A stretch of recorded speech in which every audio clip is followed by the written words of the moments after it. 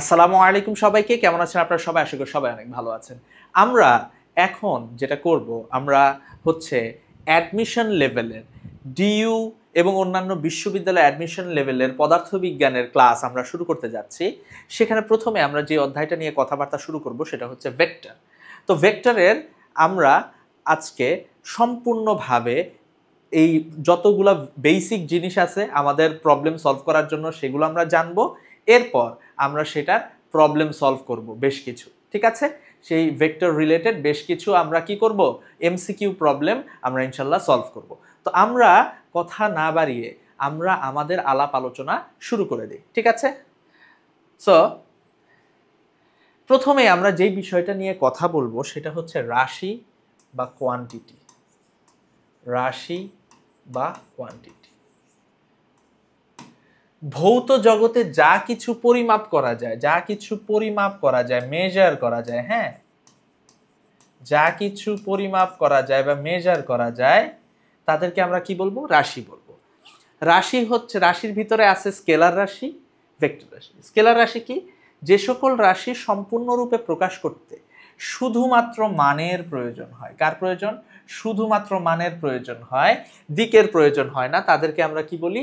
Scalar রাশি বলি। আপনারা জানেন, যেমন দৈর্ঘ্য, ভর, দ্রুতি, কাজ, তাপমাত্রা, সময়, শক্তি, তড়িৎ বিভব ইত্যাদি, ঠিক আছে? আচ্ছা, ভেক্টর রাশি, যে সকল রাশি প্রকাশের জন্য মানের সাথে সাথে দিকও প্রয়োজন হয়, যেমন সরণ, ওজন, বেগ, ভরবেগ, ত্বরণ, মন্দন, মহাকর্ষীয় বল, বলের ঘাত, চৌম্বক প্রাবল্য, তড়িৎ প্রাবল্য, চৌম্বক তীব্রতা, পৃষ্ঠটান, সান্দ্রতা গুণাঙ্ক, টর্ক, তড়িৎ প্রবাহ। এই যে এইখানে লেখা হয়েছে তড়িৎ প্রবাহ, এই কথাটা ভুল লেখা হয়েছে। তড়িৎ প্রবাহ এটা ভেক্টর রাশি না, তড়িৎ প্রবাহ একটা স্কেলার রাশি ওস্তাদ। তড়িৎ প্রবাহ একটা স্কেলার ওস্তাদ, ঠিক আছে? সকল ভ্রামক, যার ভিতর থেকে জড়তার ভ্রামক বাদে, জড়তার ভ্রামক বাদে সকল ভ্রামক, এগুলো হচ্ছে কি? ভেক্টর রাশি, ঠিক আছে? এখন মান আর দিক থাকলে কি ভেক্টর হয়? আসলে সত্য না। ভেক্টর রাশি হওয়ার জন্য তিনটা শর্ত আছে। একটা হচ্ছে মান, একটা হচ্ছে দিক, আর একটা হচ্ছে ভেক্টর যোগের নিয়ম মানতে হবে। কি? ভেক্টর যোগের নিয়ম মানবে। তাহলে মান থাকবে, দিক থাকবে, আরেকটা কি? ভেক্টর যোগের নিয়ম মানবে। মান থাকবে, দিক থাকবে, ভেক্টর যোগের নিয়ম মানবে।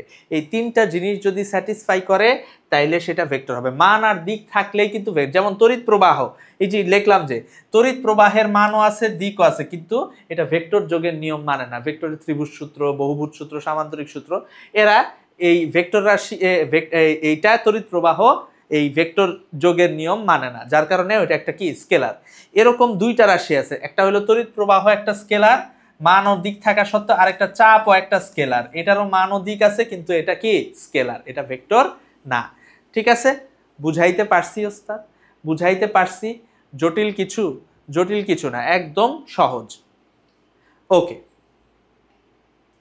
এবার দেখেন, আমরা রাশি নিয়ে কথাবার্তা বলছি, আমরা হইতেছে ভেক্টর রাশি নিয়ে কথাবার্তা বলছি না? এখন দেখেন, ভেক্টর রাশির সম্পর্কে আরো কিছু কথাবার্তা আমাদের জানতে হবে। একটা হচ্ছে ভেক্টর রাশিকে, ঠিক আছে, আপনি ভেক্টর রাশিকে প্রকাশ করার জন্য, ভেক্টর রাশিকে প্রকাশ করার জন্য, ভেক্টর রাশির প্রকাশ, ভেক্টর রাশিকে আপনি যদি প্রকাশ করতে চান, ভেক্টর রাশিকে প্রকাশ করার ওয়ে হচ্ছে, একটা হলো আমার জ্যামিতিক, জ্যামিতিক, জ্যামিতিক প্রকাশ হচ্ছে কোনো একটা রেখাংশের মাথায় যদি আমি একটা ভেক্টর সাইন দিয়ে দিই তাহলেই সেটা হয়ে যাবে, যদি একটা তীর চিহ্ন দিয়ে দিই তাহলে সেটা একটা ভেক্টর হয়ে যাবে। আর আরেকটা হচ্ছে বীজগাণিতিক,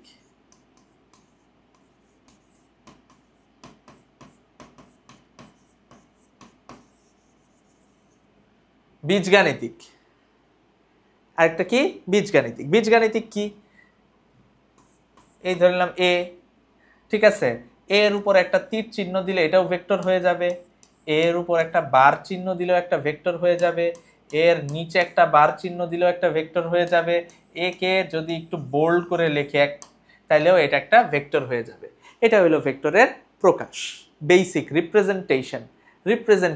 ঠিক আছে, তো ভেক্টরের প্রকাশ আমরা বুঝতে পারছি, রিপ্রেজেন্টেশন আমরা বুঝতে পারছি, খুবই সহজ। হ্যাঁ, তো এখন আমরা আরেকটা যে জিনিস নিয়ে কথাবার্তা বলবো সেটা হচ্ছে ভালো করে খেয়াল করেন, বিভিন্ন ধরনের ভেক্টরের ভিতরে কয়েকটা জিনিস আপনাদের একটু মনে রাখতে হবে। একটা হচ্ছে আপনারা জানেন একক ভেক্টর,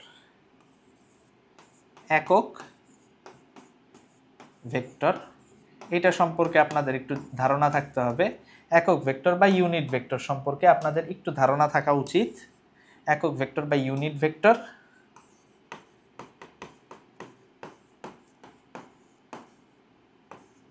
ধারণাটা কিরকম? এ একটা যদি ভেক্টর হয়, এর একক ভেক্টর হবে এ এর মান বুঝাইতে হলে আমি উপরে ভেক্টর সাইনটা দেই না। এগুলা এই অ্যাডমিশন সিজনে এসে বলা, এগুলা হচ্ছে ঠিক না আর কি।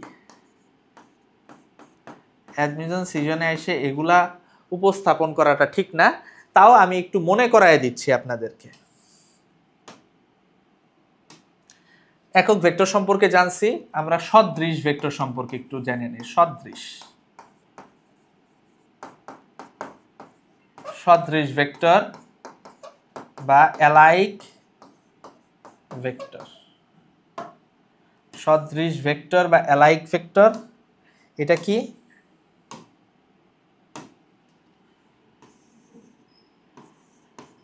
মান অ্যালাইক ভেক্টর কখন হবে? যদি জাত এক,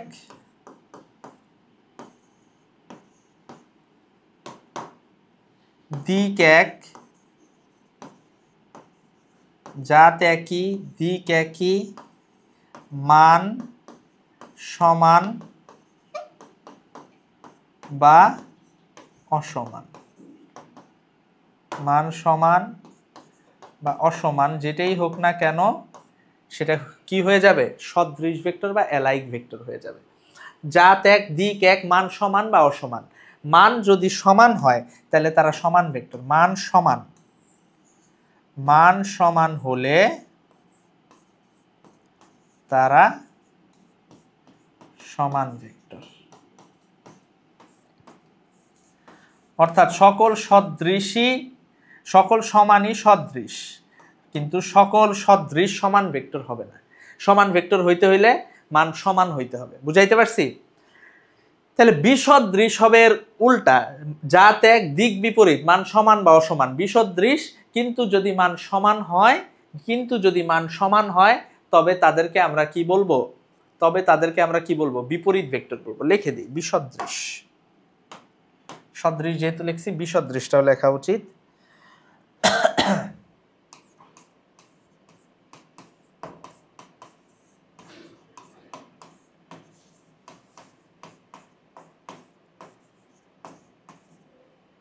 বিসদৃশ ভেক্টর বা আনলাইক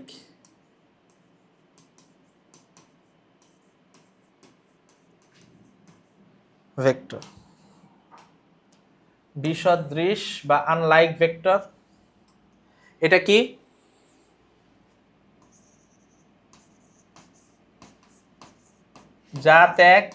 জাত এক বলতে কি বুঝে জানেন?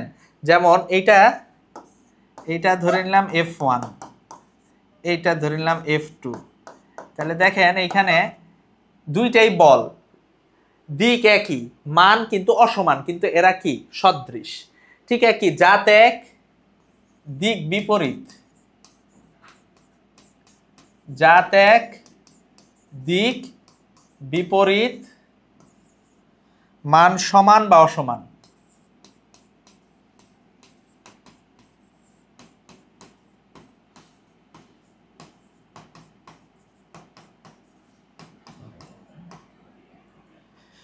ঠিক আছে, মান সমান বা অসমান। যদি মান সমান হয়, হলে তারা বিপরীত ভেক্টর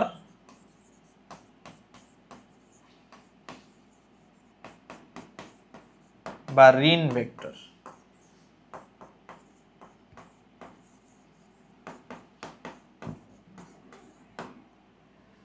ঠিক আছে, মান সমান বা অসমান হলে তারা বিপরীত ভেক্টর বা ঋণ ভেক্টর। বুঝাইতে পারছি? মান সমান বা অসমান হইলে তারা বিপরীত বা ঋণ ভেক্টর। ক্লিয়ার? ক্লিয়ার কিনা? বুঝাইতে পারছি? সহজ? জটিল কিছু? জটিল কিছুই না, কঠিন কিছুই না, একদম পানির মতো সহজ অবস্থা।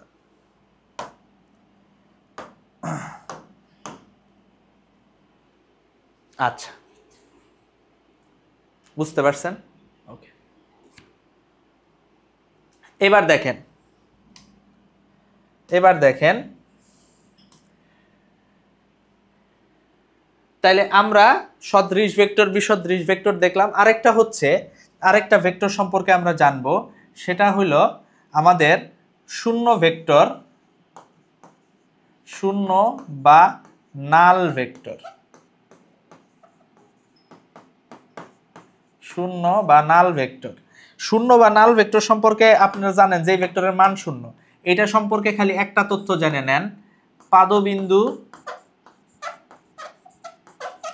ও শীর্ষবিন্দু। পাদবিন্দু ও শীর্ষবিন্দু আসলে একই বিন্দু, এদের পাদবিন্দু ও শীর্ষবিন্দু একই। পাদবিন্দু ও শীর্ষবিন্দু একই। বুঝাইতে পারছি যে শূন্য ভেক্টর বা নাল ভেক্টরের জন্য পাদবিন্দু যা, শীর্ষবিন্দুও তাই। শূন্য ভেক্টর বা নাল ভেক্টরের জন্য পাদবিন্দু যা, শীর্ষবিন্দুও তাই। ক্লিয়ার? বুঝাইতে পারছি? একদম সুন্দর, সহজ।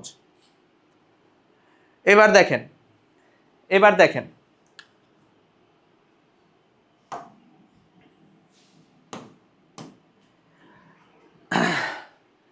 তো আমরা এই জিনিসগুলো সম্পর্কে জানলাম, শূন্য ভেক্টর, নাল ভেক্টর। আরেকটা আমরা জানি অবস্থান vector.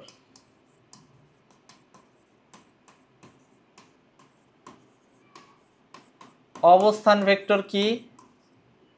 Position vector, position vector বা অবস্থান ভেক্টর।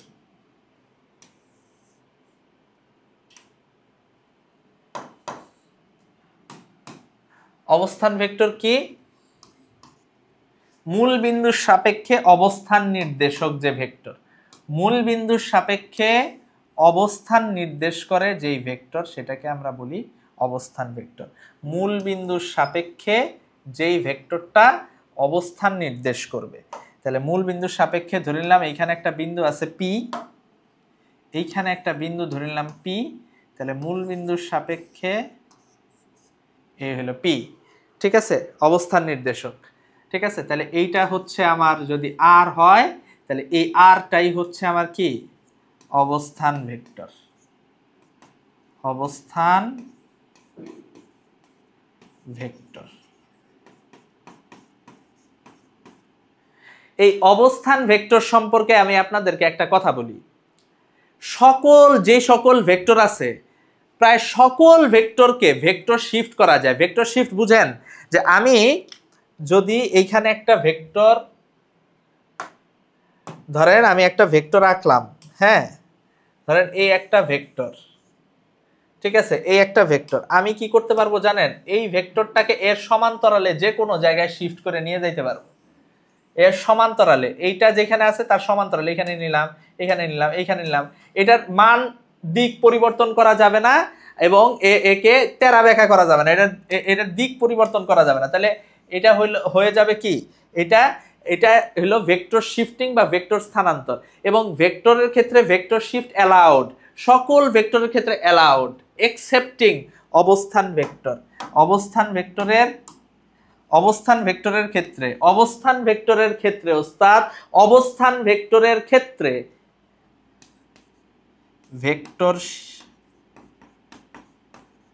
ভেক্টর শিফট অ্যালাউড না। এই অবস্থান ভেক্টরের ক্ষেত্রে ভেক্টর শিফট অ্যালাউড না। বুঝাইতে পারছি? অবস্থান ভেক্টরের ক্ষেত্রে আপনি ভেক্টর শিফট করতে পারবেন না। ক্লিয়ার? এবার দেখেন আরেকটা হচ্ছে বিপ্রতীপ ভেক্টর।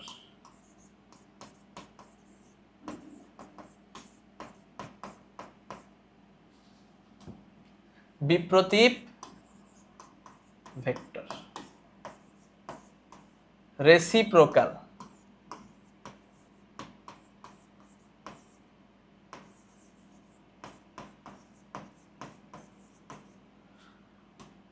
রেসিপ্রোকাল ভেক্টরটা কি একটু খেয়াল করেন ওস্তাদ, রেসিপ্রোকাল ভেক্টরটা কি? রেসিপ্রোকাল ভেক্টরটা কি একটু খেয়াল করেন।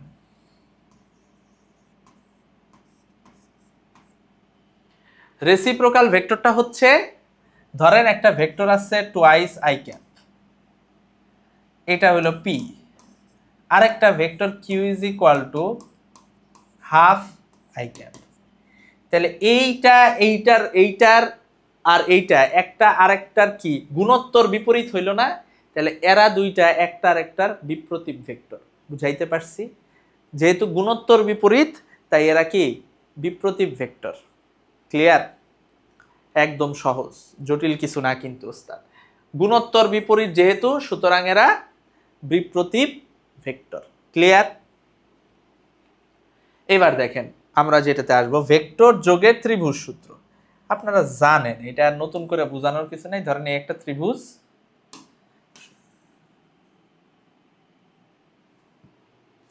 ত্রিভুজের যে কোনো দুইটা বাহুকে, ত্রিভুজের তিনটা বাহুকে যদি তিনটা ভেক্টর দ্বারা নির্দেশিত করা যায়, তাহলে যেই দুইটা বাহু একই ক্রমে আছে, এই একই ক্রমে সূচিত যে ভেক্টরগুলা এই ক্রমে আর বিপরীত ক্রমে আছে এইটা, তাহলে এরা কি সেম অর্ডারে, এ কি অপোজিট অর্ডারে। তাহলে সেম অর্ডারে যারা আছে তাদের লব্ধি হবে অপোজিট অর্ডারেরটার সমান। সেম অর্ডারে যারা আছে তাদের লব্ধি হবে অপোজিট অর্ডারে যে আছে তার সমান। তাহলে P plus Q is equal to কি হবে? R. P plus Q is equal to কি হবে? আর হবে। বুঝাইতে পারছি? ক্লিয়ার? জটিল কিছু, কঠিন কিছু, জটিল কঠিন কোনোটাই না। এবার দেখেন, যদি তিনটা সেম অর্ডারে থাকে তাহলে তাদের লব্ধি হবে 0। এগুলা আপনারা পড়ে এসেছেন, পি কিউ এটা আর, এই তিনটার লব্ধি কি হবে? 0 হবে। এই তিনটার লব্ধি কি হবে ওস্তাদ? 0 হবে। বুঝাইতে পারছি? ওকে। ভেক্টর যোগের বহুভুজ সূত্র।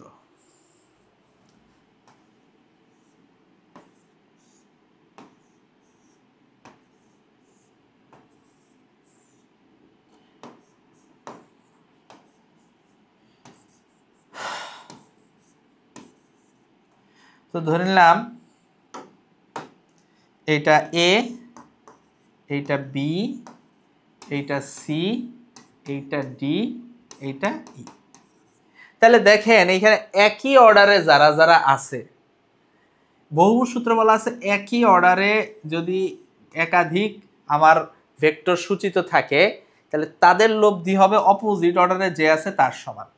তাহলে এইখানে A plus B plus C plus D is equal to, এটাই বহুভুজ সূত্র।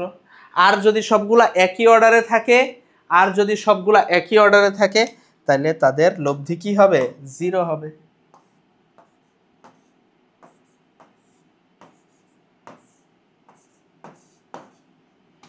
এই সবগুলার যদি লব্ধি করি, A B C D E, তাহলে A plus B plus C plus D plus E is equal to কি হবে ওস্তাদ?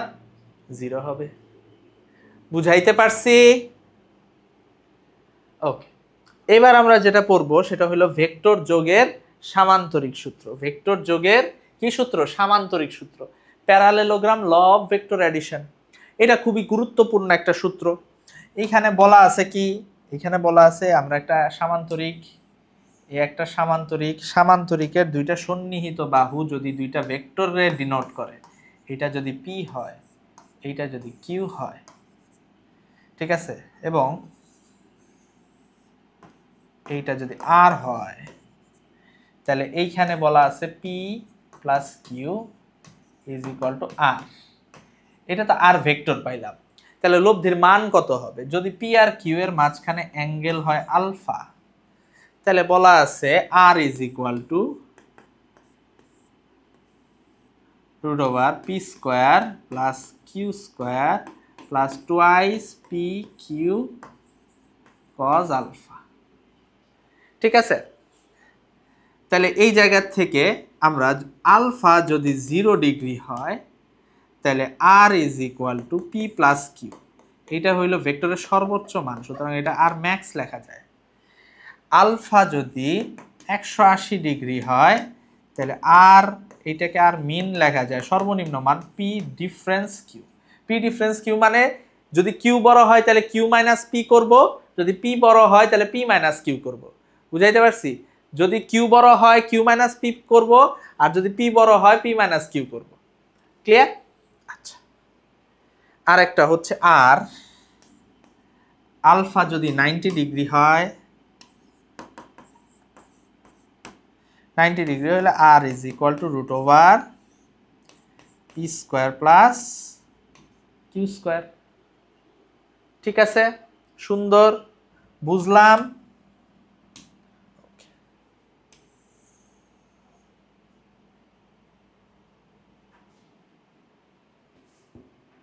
এটা হইল লব্ধির মান।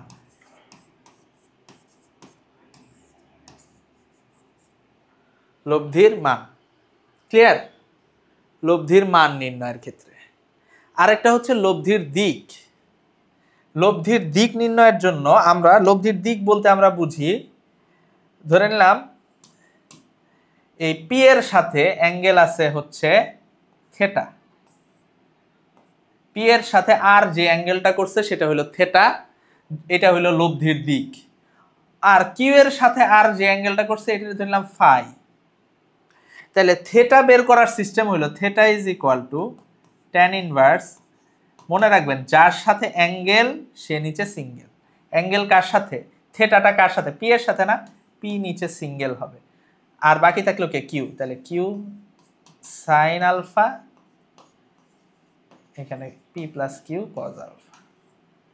ফাই, ফাই দিছি কেন? কারণ হইলো আর এর সাথে আরেকটা কোণ, কিউ এর সাথে কোণ বুঝাইছি। তাহলে এইখানে অ্যাঙ্গেলটা কার সাথে? কিউ এর সাথে। লব্ধিটা কার সাথে আছে? কিউ এর সাথে। তাহলে এই জায়গায় ফাই ইজ ইকুয়াল টু যার সাথে অ্যাঙ্গেল সে নিচে সিঙ্গেল, কিউ একা, উপরে P sine alpha U plus P cos alpha. Clear? বুঝতে পারছেন এতটুকু? ওকে, সুন্দর কথা, সুন্দর। এবার দেখেন, এবার দেখেন, এবার দেখেন। আচ্ছা, ওকে, ভেক্টর যোগের সামান্তরিক সূত্র আমরা বুঝলাম। ঠিক আছে, ভেক্টর যোগের সামান্তরিক সূত্র বুঝলাম। এখন এই সামান্তরিক সূত্র ব্যবহার করে আরেকটা জিনিস করা যায়, সেটা হলো ভেক্টর বিয়োগ করা যায়। হ্যাঁ, ভেক্টর বিয়োগ। বিয়োগ কিভাবে করব? এই সামান্তরিক সূত্রের ব্যবহার করি। মনে রাখবেন, যদি ধরেন এইখানে একটা ভেক্টর আছে পি, এখানে একটা ভেক্টর আছে কিউ, ঠিক আছে, তাহলে পি প্লাস কিউ কিউ কোনটা কোথায় হবে? এদের কর্ণ বরাবর এইখানে। এটা হইল R is equal to P plus Q, তাই তো? এখন আমি পি মাইনাস কিউ বের করতে চাই। P minus Q, P minus Q মানে কি বলেন তো? পি মাইনাস কিউ, এটাকে লিখতে পারি না P plus minus Q. Vector কিন্তু ইটসেলফ কখনো নেগেটিভ হয় না, ভেক্টরের মান কখনো ঋণাত্মক হয় না, ভেক্টরের মান সবসময় পজিটিভ, কারণ ভেক্টরের মান হইলে একটা দৈর্ঘ্য, দৈর্ঘ্য সবসময় কি পজিটিভ। তাহলে এইখানে মাইনাস কিউ এটা দ্বারা আসলে কি বোঝায়, মাইনাস কিউ দ্বারা আসলে কি বোঝায়, ঠিক আছে। তাহলে মাইনাস কিউ দ্বারা এখানে বুঝাবে যে কিউ যেদিকে আছে তার ঠিক উল্টা দিকে, ঠিক আছে। তাহলে ঠিক উল্টায়, তাহলে এটারে আমরা যদি উল্টায় দিই, যেটার আগে মাইনাস আসে ওইটাকে উল্টায় দিই, তাহলে এটাকে উল্টায় দিলাম, ঠিক আছে, উল্টায় দিলাম। এটা হইলো আমার কি মাইনাস কিউ, ঠিক আছে। এইবার দেখেন তাহলে এইটা আর এইটা কি, এটাও একটা সামান্তরিক হয়ে গেছে। এদের কর্ণ কোনটা, এদের কর্ণ ধরে নিলাম আর প্রাইম, তাহলে R prime is equal to কি পি মাইনাস কিউ। এদের মান কি হবে জানেন, এদের মান এই R prime root over P square plus Q square minus twice P Q cos alpha. Alpha কি, পি আর কিউ এর মাঝখানের অ্যাঙ্গেল, এটাই হলো আমার আলফা, ঠিক আছে। এটাই হচ্ছে আমার আলফা।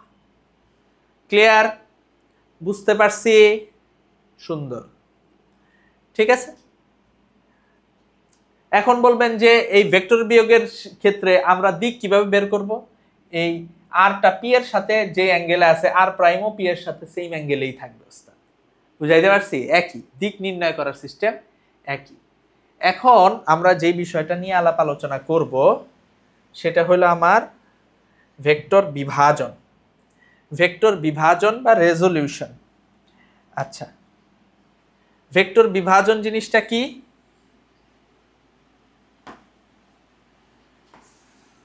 দেখেন ভেক্টর বিভাজন জিনিসটা কি দেখেন, সুন্দর করে খেয়াল করেন।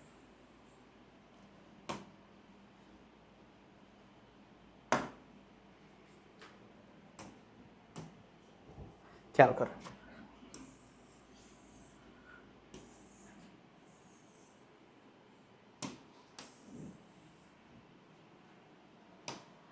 ধরেন এই দিক এটা এক্স, এটা ওয়াই, এটা এক্স, এটা ওয়াই। এখন ধরে নিলাম এইখানে একটা ভেক্টর কাজ করতেছে, এই ভেক্টরটা হলো পি, পি এক্স অ্যাক্সিসের সাথে থিটা অ্যাঙ্গেলে আছে। তাহলে পি এক্স অক্ষ বরাবর কতটুকু আছে এইটা আমার বের করতে হবে, অর্থাৎ এক্স অ্যাক্সিস বরাবর কতটুকু আছে। তাহলে এক্স অ্যাক্সিস বরাবর কতটুকু, এতটুকু, এতটুকু হলো পি কস থিটা, আর এতটুকু হলো পি সাইন থিটা, ঠিক আছে। যার সাথে কোণ থাকবে সে হবে কস, যার সাথে কোণ সে হবে কস, অপরটা সাইন। তাহলে এইখানে যদি আরেকটা ভেক্টর থাকে, আরেকটা ভেক্টর থাকে ওস্তাদ,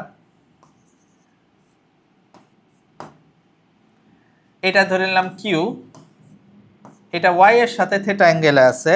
তাহলে কোন কার সাথে আছে, ওয়াই এর সাথে, তাহলে ওয়াই অ্যাক্সিস বরাবর যে অভিক্ষেপটা সেটা হবে কিউ কস থিটা, আর এই অপরটা কি হবে কিউ সাইন থিটা। বুঝাইতে পারছি, একটা হবে কিউ কস থিটা, অপরটা কি হবে কিউ সাইন থিটা। ক্লিয়ার? আচ্ছা, এটা হলো ভেক্টর বিভাজনের একটা সিস্টেম। আরেকটা সিস্টেম আছে যেটা হলো আমরা আরেকটা, এটা হলো ভেক্টর বিভাজনের একটা সিস্টেম। আরেকটা হলো 3D। 3D তে আসলে ভেক্টর কিভাবে বিভাজিত হয়, যে ধরেন একটা ভেক্টর যদি হয় এ ভেক্টর, তাহলে এর এক্স অক্ষ বরাবর একটা উপাংশ আছে, সেটা হলো X I cap X, Y অক্ষ বরাবর এ ওয়াই, আর জেড অক্ষ বরাবর এ জেড, ঠিক আছে। X I cap plus A Y J cap plus A Z K cap. এখন এই এ ভেক্টরটা আই এর মানে এক্স অক্ষের সাথে কতটুকু আছে, কত কোণে আছে, ওয়াই অক্ষের সাথে কত কোণে আছে, জেড অক্ষের সাথে কত কোণে আছে, সেটা কি আমরা বের করতে পারি? অবশ্যই বের করতে পারি। সেটা বের করার সিস্টেমটা আমি দেখাই দিই। এক্স অক্ষের সাথে তার কোণ, ওয়াই অক্ষের সাথে তার কোণ, জেড অক্ষের সাথে তার কোণ, এটা আমরা সিস্টেমটা আমরা দেখাই দিই। সিস্টেমটা হচ্ছে cos থিটা, ধরেন এক্স অক্ষের সাথে কোণ আলফা, ঠিক আছে, এক্স অক্ষের সাথে তার কোনটা আলফা, তাহলে alpha is equal to cos inverse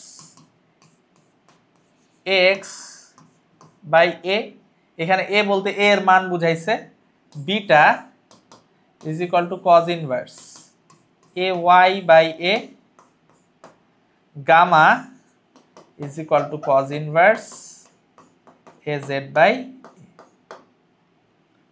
ঠিক আছে, ক্লিয়ার? এতটুকু বুঝতে পারছেন? এতটুকু বুঝতে পারছেন? এতটুকুর ভিতরে কোনো জটিলতার জায়গা আছে কিনা? এতটুকুর ভিতরে কোনো জটিলতার জায়গা থাকার কথা না। এইবার দেখেন আমরা আরেকটা জিনিস সম্পর্কে জানব, সেটা হচ্ছে লামির উপপাদ্য। লামির, এগুলো আমাদের কাজে লাগে ওস্তাদ, উপপাদ্য।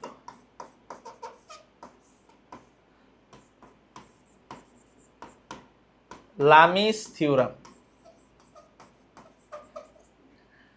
লামির উপপাদ্য। লামির উপপাদ্যটা কি দেখেন, ধরেন একটা বিন্দুতে তিনটা ভেক্টর কাজ করতেছে, একটা বিন্দু, এই বিন্দুতে তিনটা ভেক্টর কাজ করতেছে, হ্যাঁ, এই একটা ভেক্টর, এ আর একটা ভেক্টর, এ আর একটা ভেক্টর, ঠিক আছে, একটা হচ্ছে এ, একটা বি, একটা সি। এর অপোজিট অ্যাঙ্গেলটা ধরে নিলাম আলফা, বি এর অপোজিট অ্যাঙ্গেলটা ধরে নিলাম বিটা, সি এর অপোজিট অ্যাঙ্গেলটা ধরে নিলাম গামা। তাহলে এইখানে আমার ধরেন এ এর মান দেওয়া আছে, আমি বি এর মান, আমি অ্যাঙ্গেল জানি, আমি বি এর মান বের করতে চাই, অথবা বি এর মান দেওয়া আছে, আমি এ এর মান বের করতে চাই। এই যে এইভাবে, এটা কিভাবে বের করা যায় জানেন? খুব সহজ একটা সমীকরণ আছে, A by sine alpha is equal to B by sine beta is equal to C by sine gamma. এটা হলো লামির উপপাদ্য। আরেকটা জিনিস সম্পর্কে, আরেকটা উপপাদ্য সম্পর্কে আমরা একটু জেনে নেই, সেটা হলো লম্বাংশ উপপাদ্য, ঠিক আছে, লম্বাংশ উপপাদ্য।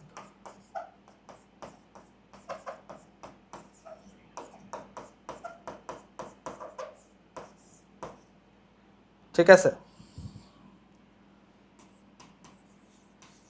Theorem of resolved parts.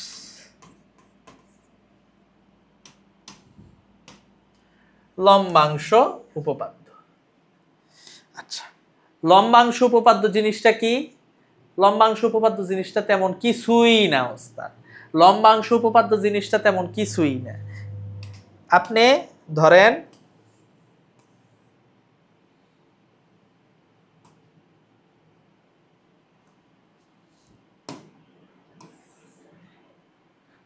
একটা ব্যবস্থা আছে, এই ব্যবস্থায় ধরে নিলাম তিনটা ভেক্টর কাজ করতেছে, এই দিক বরাবর পি, এই দিক বরাবর ধরলাম কিউ, এই দিক বরাবর ধরলাম আর। এখন আপনি এদের লব্ধি বের করতে চান, আপনি যেটা করবেন, যে কোনো একটা অক্ষ থেকে একই দিকে কোণ নির্বাচন করবেন, যে কোনো একটা অক্ষ থেকে একই দিকে অ্যাঙ্গেল নির্বাচন করবেন। কিরকম? এই ধরেন অক্ষ, এই অক্ষ থেকে এই দিকে অ্যাঙ্গেল ধরেন আলফা, পি এর সাথে, কিউ এর সাথে অ্যাঙ্গেলটা ধরলাম বিটা, আর এর সাথে অ্যাঙ্গেলটা এইভাবে ঘুরায় আমার গামা ধরতে হবে। আমি কি করলাম? উল্টা দিকে ধরলাম। আচ্ছা, উল্টা দিকে ধরলে কি করতে হবে সেটা বোঝানোর জন্য আমি উল্টা দিকে ধরলাম। তাইলে ধরে নিলাম এটার একটা লব্ধি আছে, লব্ধিটা ধরে নেন এই দিক বরাবর গেছে, লব্ধিটা এই দিক বরাবর গেছে, এইটা হলো ধরেন লব্ধি আর, ঠিক আছে, আর এবং আর হইলো এই অক্ষের সাথে ধরলাম থিটা অ্যাঙ্গেলে আছে। তাহলে এই লব্ধির একটা এক্স অক্ষ বরাবর উপাংশ থাকবে, সেটা ধরলাম আর এক্স। আর এক্স মানে হলো আর কস, যেহেতু এক্স অক্ষের সাথে কোণ, আর কস থিটা, ঠিক আছে, ইজ ইকুয়াল টু, আমি কি লিখতে পারি দেখেন, পি এক্স অ্যাক্সিস বরাবর, যেহেতু এক্স অ্যাক্সিসের সাথে সবগুলা কোণ, তাহলে এইটা কি এক্স অক্সিস বরাবর সবগুলা কি হবে কস, যার সাথে কোণ সে থাকে কস। তাহলে এইখানে হবে P cos alpha plus Q cos beta plus, ঠিক আছে। আচ্ছা, আমার এখানে আর দুইটা হয়ে গেছে, আমি একটাকে আমার লব্ধিটাকে না, লব্ধিটা আরই থাকুক, এটা এস ধরি, এস, হ্যাঁ। আরেকটা হইলো ধরলাম এস কস, এই দিক বরাবর যদি হয়তো আমার এই দিক বরাবর ঘুরায় ধরলে যদি হয় গামা, উল্টা দিকে ঘুরাইলে হবে মাইনাস গামা, মাইনাস গামা। সমস্যা নাই, P cos alpha plus Q cos beta plus S cos minus gamma কি হয়ে যায় cos gamma, S cos gamma, ঠিক আছে। আর R Y is equal to R sine theta, তাহলে এটা হবে P sine alpha Q sine beta আর S sine minus gamma. Sine minus gamma কি হয়ে যায় দেখেন, কস মাইনাস চিহ্ন খায় ফেলে, যার কারণে এটা কস, কস মাইনাস থেটা মানে কস থেটা, কিন্তু সাইন মাইনাস থেটা মানে কি মাইনাস সাইন থেটা। তাহলে এই জায়গায় P sine alpha plus Q sine beta minus S sine gamma হবে। তাহলে এই জায়গা থেকে লব্ধি বের করতে R is equal to root over R X square plus R Y square করে দিলেই হয়ে যাবে। বুঝাইতে পারছি? R X square plus R Y square করে দিলেই কিন্তু লব্ধি আমার বের হয়ে যাবে ওস্তাদ, লব্ধি বের হয়ে যাবে, কোনো ঝামেলা হবে না ওস্তাদ, ঠিক আছে, কোনো ধরনের কোনো ঝামেলা হবে না। আচ্ছা, লম্বাংশ উপপাদ্য দেখলাম, লামির উপপাদ্য দেখলাম, এখন আমরা যেই বিষয়টা নিয়ে কথা বলবো সেটা হলো বৃষ্টি ছাতা।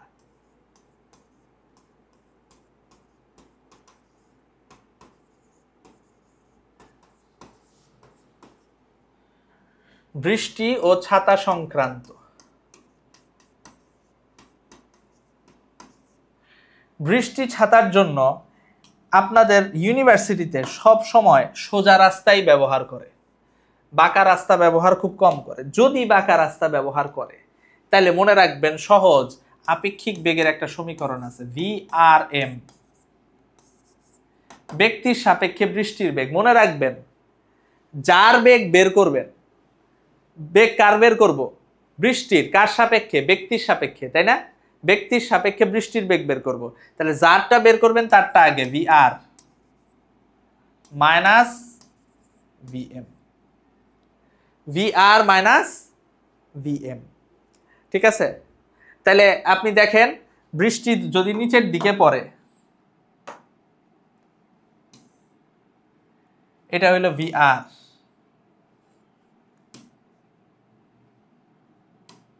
ভি আর একটা ব্যক্তি, সে ধরেন সামনের দিকে যাইতেছে, এটা হইলো আমার কি ভি এম। এখন এটা কি মাইনাস ভি এম না? তাহলে আমার কি করতে হবে, এইটারে উল্টায় এইখানে বসাইতে হবে, উল্টায় দিতে হবে না,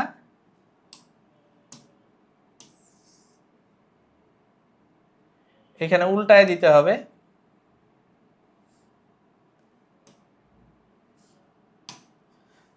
মাইনাস ভি এম, ঠিক কিনা? এবং বৃষ্টি পড়তেছে কি এদের, এই যে এইটা হইল ভি আর এম, ব্যক্তির সাপেক্ষে বৃষ্টি, কোণ যদি হয় থেটা, তাহলে এই জায়গা থেকে এটা এই পাশে ইয়া করলে ভি এমটা এইখানে যদি বসাই,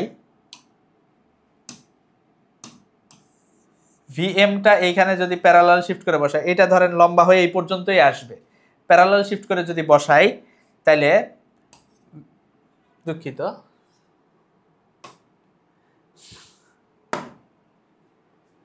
প্যারালাল শিফট করে যদি আমি বসাই তাহলে দেখেন এটা আমার কি মাইনাস ভি এম, ঠিক কিনা? আচ্ছা, আর এটা হলো আমার ভি আর। তাহলে এটা যদি থেটা হয়, লম্ব কোণটা ভি এম, ভূমি কোণটা ভি আর, তাহলে tan theta is equal to minus V M, কিন্তু এটার মান কি? ভি এম ব্যক্তির বেগ বাই কি V R. Theta is equal to tan inverse V M by V R. Clear? যদি বৃষ্টি বাঁকা হয়ে পড়ে, যে কোনো ক্ষেত্রে আপনি এই সমীকরণ দিয়ে করবেন, আপনার সুন্দর করে বৃষ্টির বেগ বের ব্যক্তির সাপেক্ষে বৃষ্টির বেগ বের হয়ে যাবে। আপনি সেখান থেকে খুব সুন্দরভাবে কত অ্যাঙ্গেলে ছাতা ধরতে হবে থেটা বের করে ফেলতে পারবেন। কত অ্যাঙ্গেলে ছাতা ধরতে হবে, ব্যক্তির সাপেক্ষে বৃষ্টি যেই বেগে পড়তে, যেই দিকে পড়তেছে ওই দিক বরাবর ছাতা ধরতে হবে। বুঝাইতে পারছি? ওকে, এখন আরেকটা টপিক নিয়ে আমাদের কথা বলতে হবে, সেটা হলো নদী নৌকা। আরেকটা টপিক সেটা হচ্ছে নদী নৌকা বা নদী সাঁতারু। নদী নৌকা বা নদী সাঁতারু সংক্রান্ত যেটা, এটা আমাদের দেখতে হবে। হ্যাঁ, নদী নৌকা বা নদী সাঁতারু সেটা কিভাবে দেখেন। প্রথমে ধরে নেন একটা নদী আছে, নদী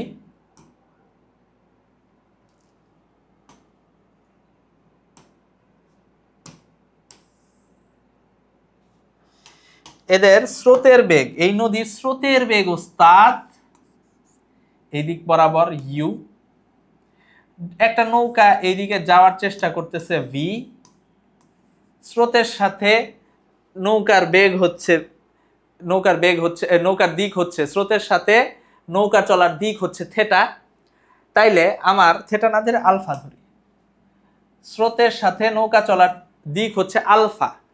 তাহলে এখন আমার নদী পার হইতে আমার কোন উপাংশ লাগবে? এই দিক বরাবর উপাংশটা লাগবে না। তাহলে এইটা কি ভি সাইন আলফা না এই উপাংশটা? তাহলে যে কোনো ক্ষেত্রে, এই ক্ষেত্রে নদী পারাপারে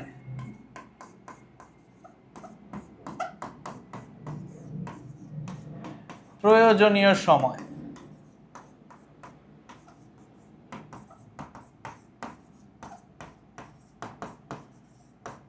নদী পারাপারের প্রয়োজনীয় সময় টি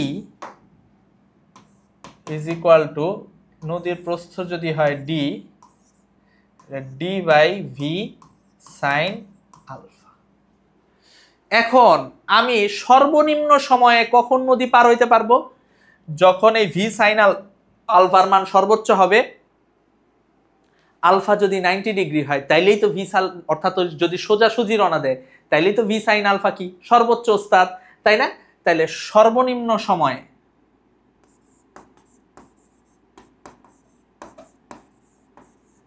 সর্বনিম্ন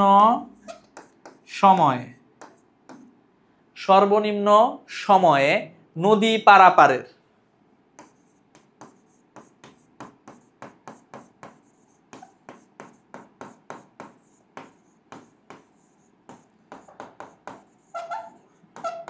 সময় T minimum is equal to D by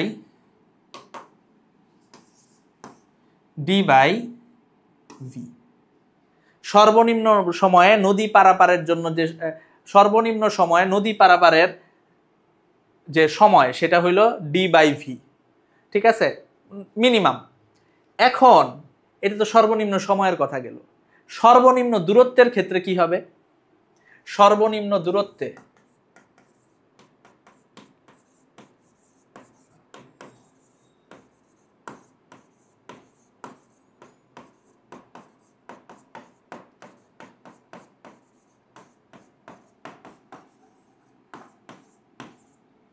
সর্বনিম্ন দূরত্বে নদী পারাপার, সর্বনিম্ন দূরত্বে নদী পারাপারের দুইটা উসুল আছে ওস্তাদ, দুইটা। এক হচ্ছে সর্বনিম্ন দূরত্বে নদী পারাপারের জন্য রওনা দেওয়ার দিক, রওনা দেওয়ার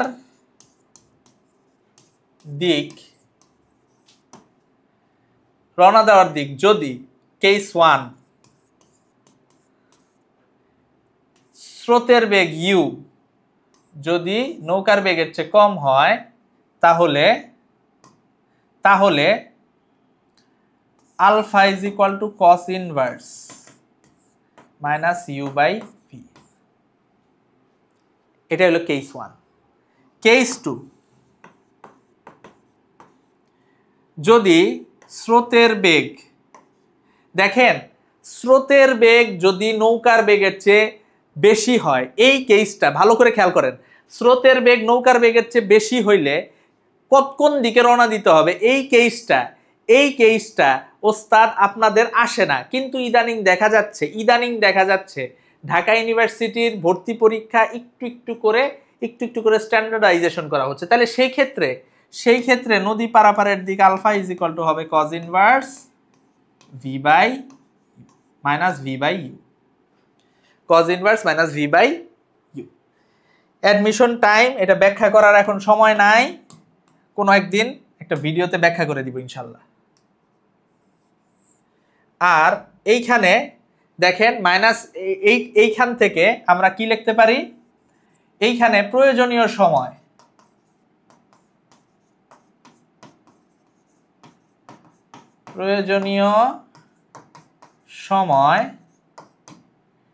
t is equal to d by root over u square minus v square minus u square, v square minus u square।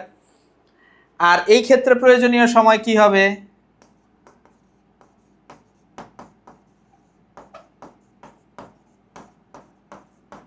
সময় t is equal to d by root over u square minus v square।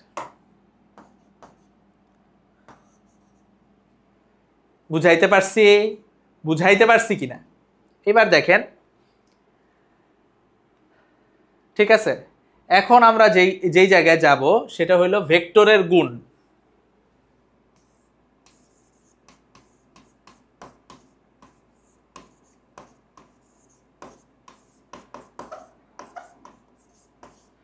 ভেক্টরের গুণন, multiplication of vector.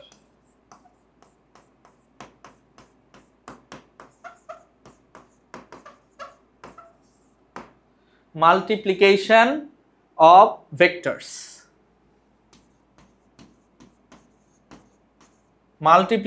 of vectors, দেখেন ভেক্টরের গুণন মনে রাখবেন, scalar S দিয়ে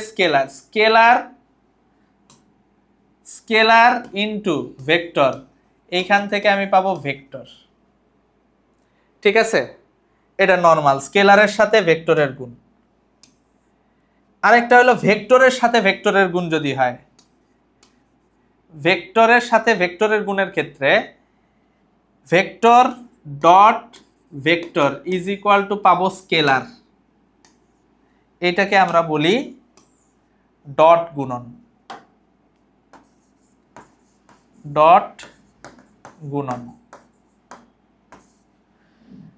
dot গুণনটা কি, যদি এ একটা ভেক্টর হয়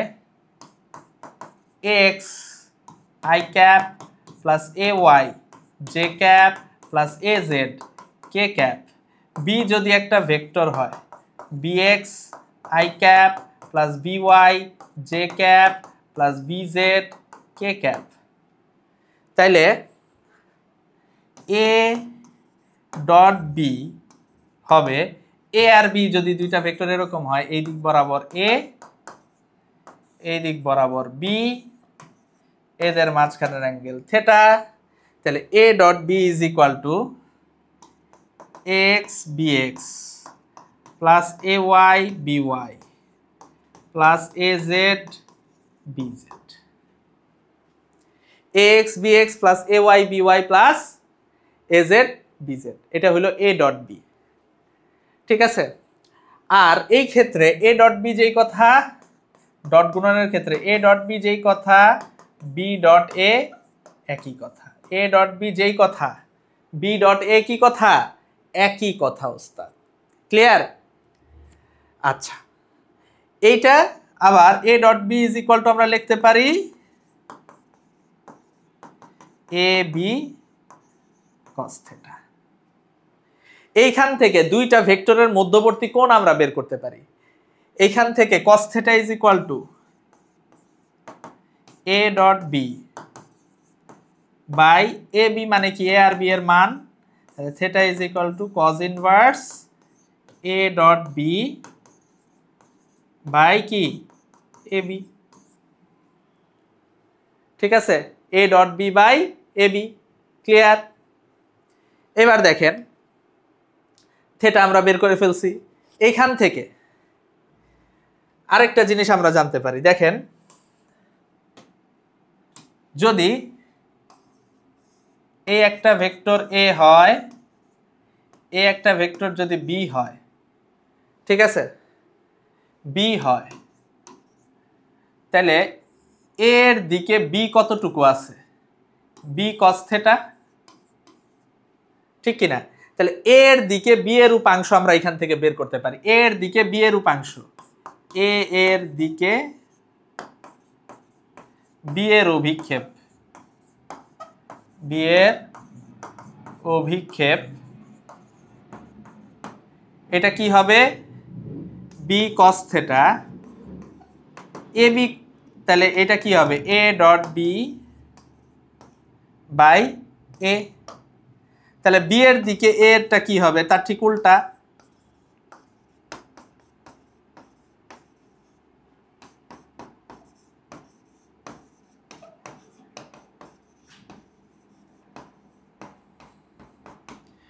তাহলে যার অভিক্ষেপ তার কস হয়, মনে রাখবেন, যার অভিক্ষেপ তার কস। তাহলে এ কস থিটা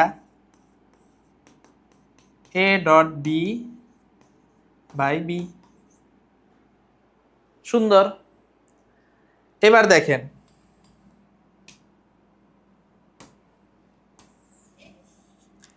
ডট গুণন শেষ।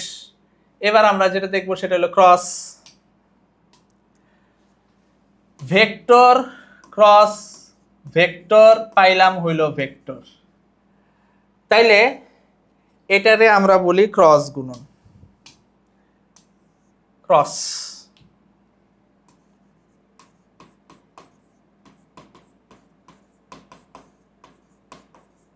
ক্রস গুণন, এটাকে আমরা কি বলি, ক্রস গুণন।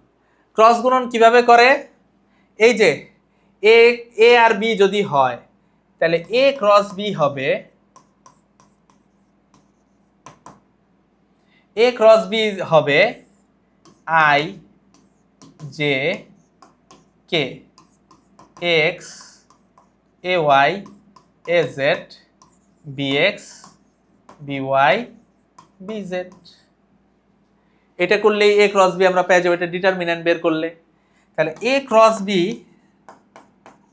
কিন্তু not equal B cross A. কারণ কি, এটা যদি এ হয়, এটা যদি বি হয়, তাহলে এ ক্রস বি উপরে আর বি ক্রস এ কোন দিকে, নিচের দিকে। আচ্ছা, ক্রস গুণন দিয়ে আরো কিছু জিনিস আমরা জানতে পারি। সেটা হলো এ ও বি ত্রিভুজের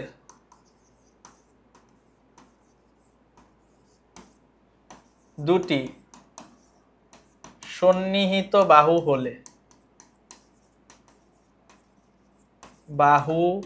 হলে, ক্ষেত্রফল, area is equal to A cross B এর মান বের করে তার অর্ধেক। ঠিক আছে, দুইটা সন্নিহিত বাহু হইলে, ত্রিভুজের দুইটা সন্নিহিত বাহু হইলে, এ ও B সামান্তরিকের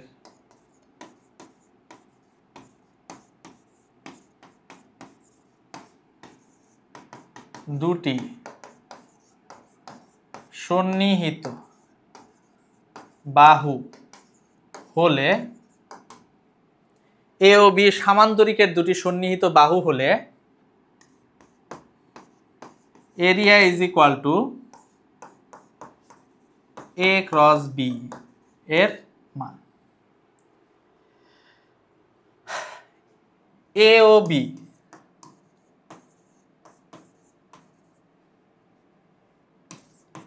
সামান্তরিকের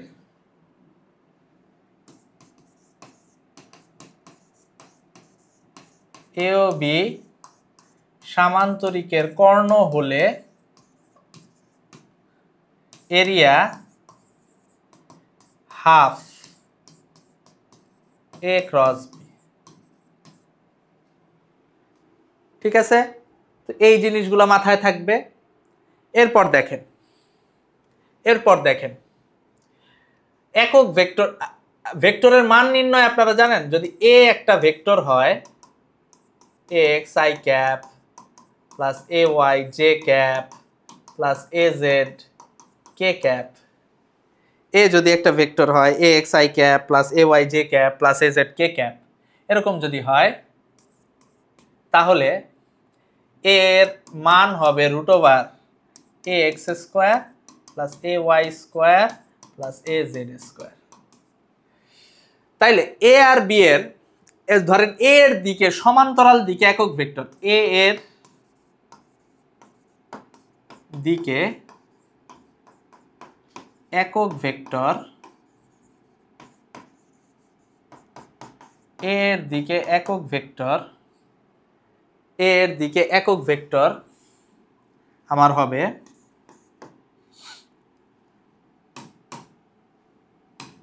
A cap is equal to A vector by A. এর দিকে একক ভেক্টর এ ক্যাপ হবে হচ্ছে এ ভেক্টর বাই এ।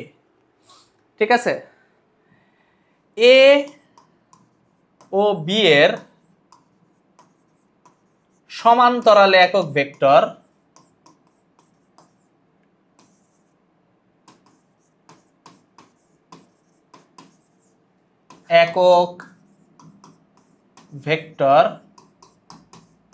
সমান্তরালে একক ভেক্টর হবে আমার কি হবে দেখেন তো, এ ও বি এর সমান্তরালে, তাহলে এ আর বি যোগ হয়ে যাবে এ প্লাস বি, আর এদের মান দ্বারা আমি ভাগ করে দিব, এ প্লাস বি মান দ্বারা ভাগ করে দিব। এ ও বি এর সমান্তরাল দিকে একক ভেক্টর এন ক্যাপ, এ ও বি এর লম্ব দিকে একক ভেক্টর, লম্ব দিকে কে থাকে বলেন তো,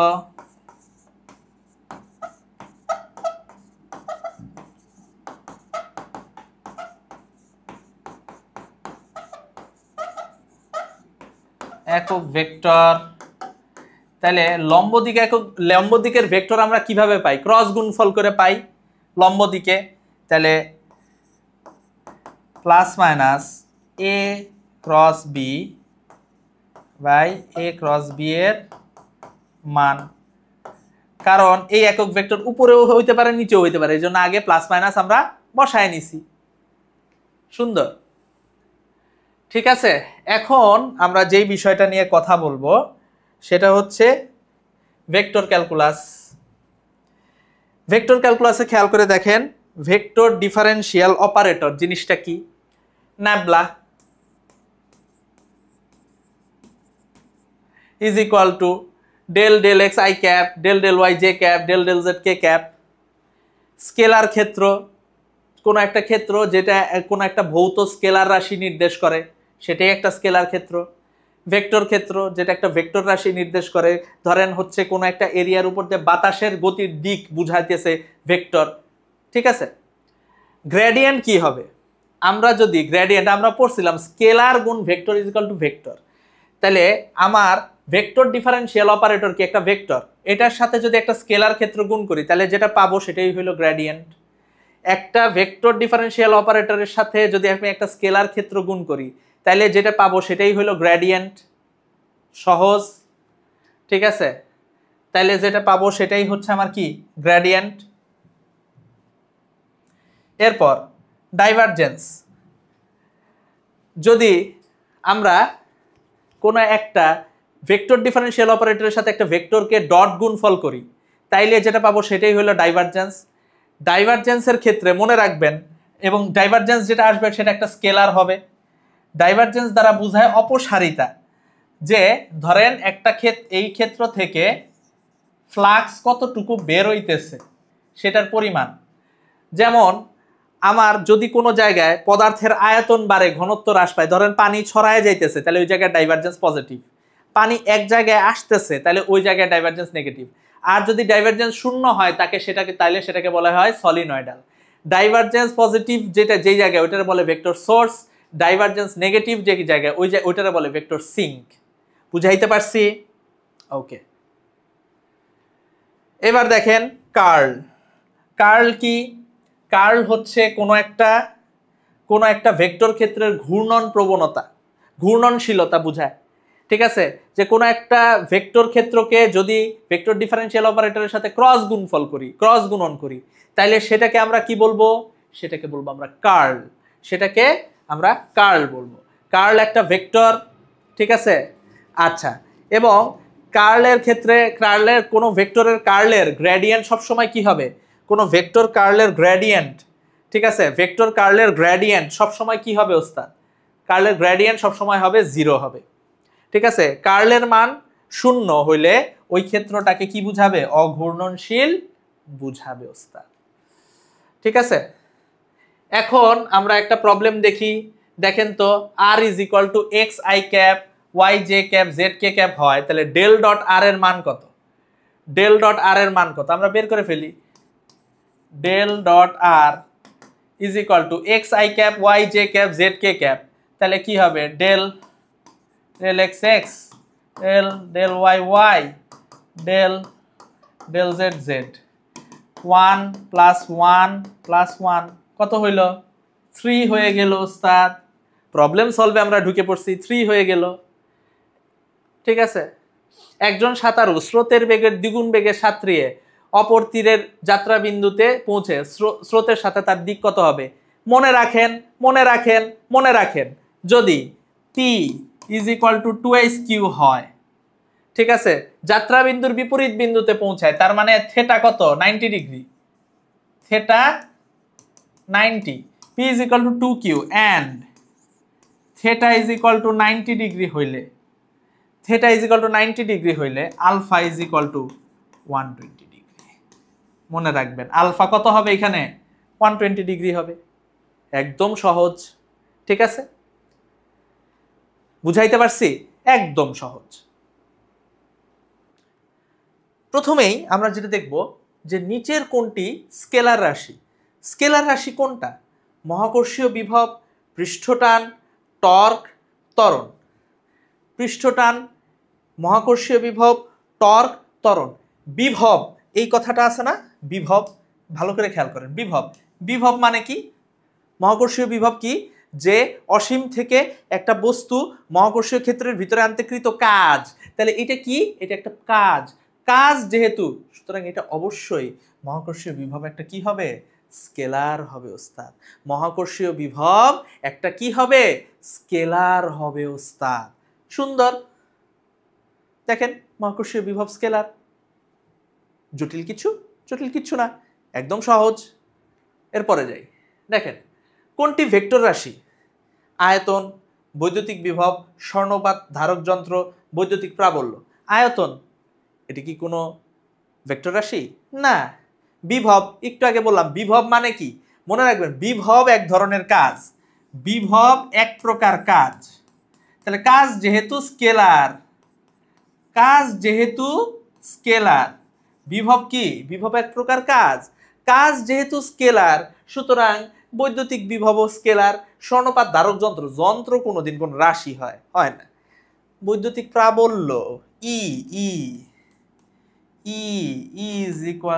F/Q, তাহলে এইটা কি ওস্তাদ? এই বৈদ্যুতিক প্রাবল্য, এটা একটা ভেক্টর। খুবই সহজ। নিচের কোনটি বন্টন সূত্র? ঠিক আছে, দেখেন এটা হলো অনুষঙ্গ সূত্র, অ্যাসোসিয়েটিভ। ঠিক আছে, প্রথমে p + q একসাথে আছে, r আলাদা আছে, এরপর r আর q একসাথে আছে, p আলাদা আছে, অনুষঙ্গ উপপাদ্য না। এমটা দেখেন, এম পি এর সাথে এবং কিউ এর সাথে কি হয়ে গেছে, ডিস্ট্রিবিউট হয়ে গেছে না, বন্টন হয়ে গেছে না। তাহলে এইটাই হচ্ছে বন্টন সূত্র, ডিস্ট্রিবিউটিভ থিওরাম। ঠিক আছে, খুব সুন্দর। তাহলে এইটাই হবে। আর নিচে আমার যাওয়ার দরকার আছে? নিচে আমার যাওয়ার দরকার নাই, একদম সহজ হয়ে গেল। এরপর দেখেন কোন ভেক্টরের পাদবিন্দু এবং শীর্ষবিন্দু একই। পাদবিন্দু যেখানে, শীর্ষবিন্দু সেখানে, তার মানে ভেক্টরটা বের হয় নাই। পাদবিন্দু যেখানে, শীর্ষবিন্দু সেখানে, এটা কোন ভেক্টর হবে? এটা অবশ্যই নাল ভেক্টর, এটা অবশ্যই নাল ভেক্টর। ঠিক আছে, এটাকে কিন্তু এটাকে পয়েন্ট ভেক্টরও বলে, এটা নাল ভেক্টর। সোজা। ভেক্টরকে ভেক্টর দ্বারা গুণ করলে গুণফল হয় স্কেলার ভেক্টর, কখনো স্কেলার কখনো ভেক্টর। আমরা জানি যে আমরা ভেক্টর ডট ভেক্টর ডট গুণন করলে কি পাই আমরা বলেন তো? স্কেলার পাই না। আবার ভেক্টর ক্রস ভেক্টর, ক্রস গুণন করলে আমরা কি পাই বলেন তো? ভেক্টর পাই, ঠিক কি না? ডট গুণন করলে আমরা স্কেলার পাই, ক্রস গুণন করলে আমরা ভেক্টর পাই। তাহলে স্কেলারও পাই, ভেক্টর পাই, কখনো স্কেলার কখনো ভেক্টর, কখনো স্কেলার কখনো ভেক্টর। সুন্দর। কোনটি ভেক্টর রাশি নয়? ভেক্টর রাশি না কোনটা? প্রাবল্য। প্রাবল্য মনে রাখবেন, একক কোনো কিছুর উপর যে বল সেটাকে আমরা বলি প্রাবল্য। প্রাবল্য কথা, প্রাবল্য মানেই বল, বিভব মানেই কাজ। বলেন তো বল ভেক্টর নাকি কাজ ভেক্টর? বল ভেক্টর, তাহলে এটা একটা ভেক্টর। ওজন নিচের দিকে কাজ করতেছে, এটা একটা ভেক্টর। ঠিক আছে, ভরবেগ এটা একটা ভেক্টর। বিভব বলছিলাম, বিভব মানে কি? কাজ। বিভব মানে এক ধরনের কাজ। ঠিক আছে, তাহলে এইটা হলো ভেক্টর রাশি নয়, এটা স্কেলার। সহজ কথা। কি বলছি? একক কোনো কিছুর উপর যে বল সেটাকে আমরা কি বলি? প্রাবল্য। একক ভরের উপর বল মহাকর্ষীয় প্রাবল্য, একক চার্জের উপর বল কি? তড়িৎ প্রাবল্য। বুঝতে পারছেন না? এই সেটাকে আমরা আদর করে বল না ডেকে প্রাবল্য ডাকি। একক কোনো কিছুর উপর যে বল সেটাকে আদর করে আমরা কি ডাকি? প্রাবল্য ডাকি। ওস্তাদ, নিচের কোনটি লব্ধ রাশি? কোনটা লব্ধ রাশি? কম্পাঙ্ক, ভর, সময়, তাপমাত্রা। ভর এম এটা আপনি জানেন মৌলিক রাশি, সময় টি এটাও মৌলিক রাশি, তাপমাত্রা থেটা বা টি এটাও আপনারা জানেন মৌলিক রাশি। লব্ধ রাশি কম্পাঙ্ক। লব্ধ রাশি কি? কম্পাঙ্ক, ফ্রিকোয়েন্সি, এটা একটা লব্ধ রাশি। বুঝাইতে পারছি? সুন্দর। এটা একটা লব্ধ রাশি বা ডিরাইভড কোয়ান্টিটি। কোনটি ভেক্টর? ঘাত, উষ্ণতা, বিভব, ফ্লাক্স। ফ্লাক্স, ফ্লাক্স হইল একটা কোন একটা ক্ষেত্রের ভিতর দিয়ে অতিক্রান্ত তড়িৎ বলরেখার সংখ্যা। সেটা কি কোনো কিছুর সংখ্যা, এটা কি ভেক্টর হইতে পারে? পারে না। বিভব মানে কি? কাজ। এটা কি ভেক্টর হইতে পারে? পারে না। উষ্ণতা, তাপমাত্রা, তাপমাত্রা তাপমাত্রার কি কোনো দিক আছে? না, এটা ভেক্টর হইতে পারে? পারে না। ঘাত, ঘাত J is equal to F, ঠিক আছে, অথবা J is equal to M V F minus M V I. ঠিক আছে, P F minus P I. ঘাত এটা কি? এটা হচ্ছে একটা ভেক্টর, একটা বল এবং বলের ক্রিয়াকালের গুণফল। বল এবং বলের ক্রিয়াকালের গুণফল ওস্তাদ, সেটাকে আমরা কি বলি ওস্তাদ? ঘাত বলি, ইম্পালস বলি। বুঝাতে পেরেছি? ঠিক আছে, সেটা একটা কি? Vector quantity. সুন্দর। ঘাত তল বা তলের ক্ষেত্রফল। একটা সারফেস, এই যে সারফেস এই দিকে মুখ করে আছে, তাহলে ভেক্টর এই দিকে, তলের দিক এই দিক এভাবে আছে। ঠিক আছে, এটা এই দিক, তাহলে তল বা তলের ক্ষেত্রফল এটা ভেক্টর ওস্তাদ। এটা অবশ্যই একটা কি রাশি? ভেক্টর রাশি। কোনটি স্কেলার রাশি? এই যে ইলেকট্রিক পটেনশিয়াল, পটেনশিয়াল মানে কি? বিভব। আমরা প্রথমেই পেয়ে গেছি বিভব। বিভব মানে কি? কাজ। কাজ। সুতরাং এটা কি? Electric potential. এটাই হলো আমার স্কেলার। সহজ। দুটি ভেক্টরের পি ও কিউ এর স্কেলার গুণন 0 হলে, ডট গুণন 0 হলে পি ও কিউ একে অপরের উপর লম্ব, তাই না? কারণ কি? P dot Q is equal to P Q cos theta, এটা আমরা জানি। ঠিক আছে, তাহলে স্কেলার গুণন 0 ধরেন, পি কিউ কস থেটা, তাহলে theta is equal to P Q এই পাশে গেলে 0, কজ ইনভার্স 0 মানে 90 ডিগ্রি। তাহলে একটা আরেকটার উপর কি হবে? লম্ব হবে ওস্তাদ। একটা আরেকটার উপর কি হবে? লম্ব হবে। সুন্দর। কোনটি ওয়াই অক্ষের উপর লম্ব হবে? কোনটি ওয়াই অক্ষের উপর লম্ব হবে? দেখেন একটা একটা করে। I I cross J cross I. তাহলে আই ক্রস জে থেকে আমরা কি পাবো? আই ক্রস জে থেকে আমরা পাবো কে। কে কোন দিকে? এই দিকে। ঠিক আছে, আর আই কোন দিকে? এই দিকে। ঠিক কিনা? তাহলে আমরা কে থেকে এই কে আই এটা যদি করি, কে থেকে আই এ করি, তাহলে আমরা কে থেকে আই এর দিকে এই দিকে, তাহলে এটা কি? ওয়াই অক্ষের দিকে হবে না? এটা কি হবে? জে হবে। জে কি হবে? জে কখনোই, জে আমার কি বলছে? ওয়াই অক্ষের উপর লম্ব। জে কি? ওয়াই অক্ষের সমান্তরাল। I cross J cross K. I cross J কি? কে।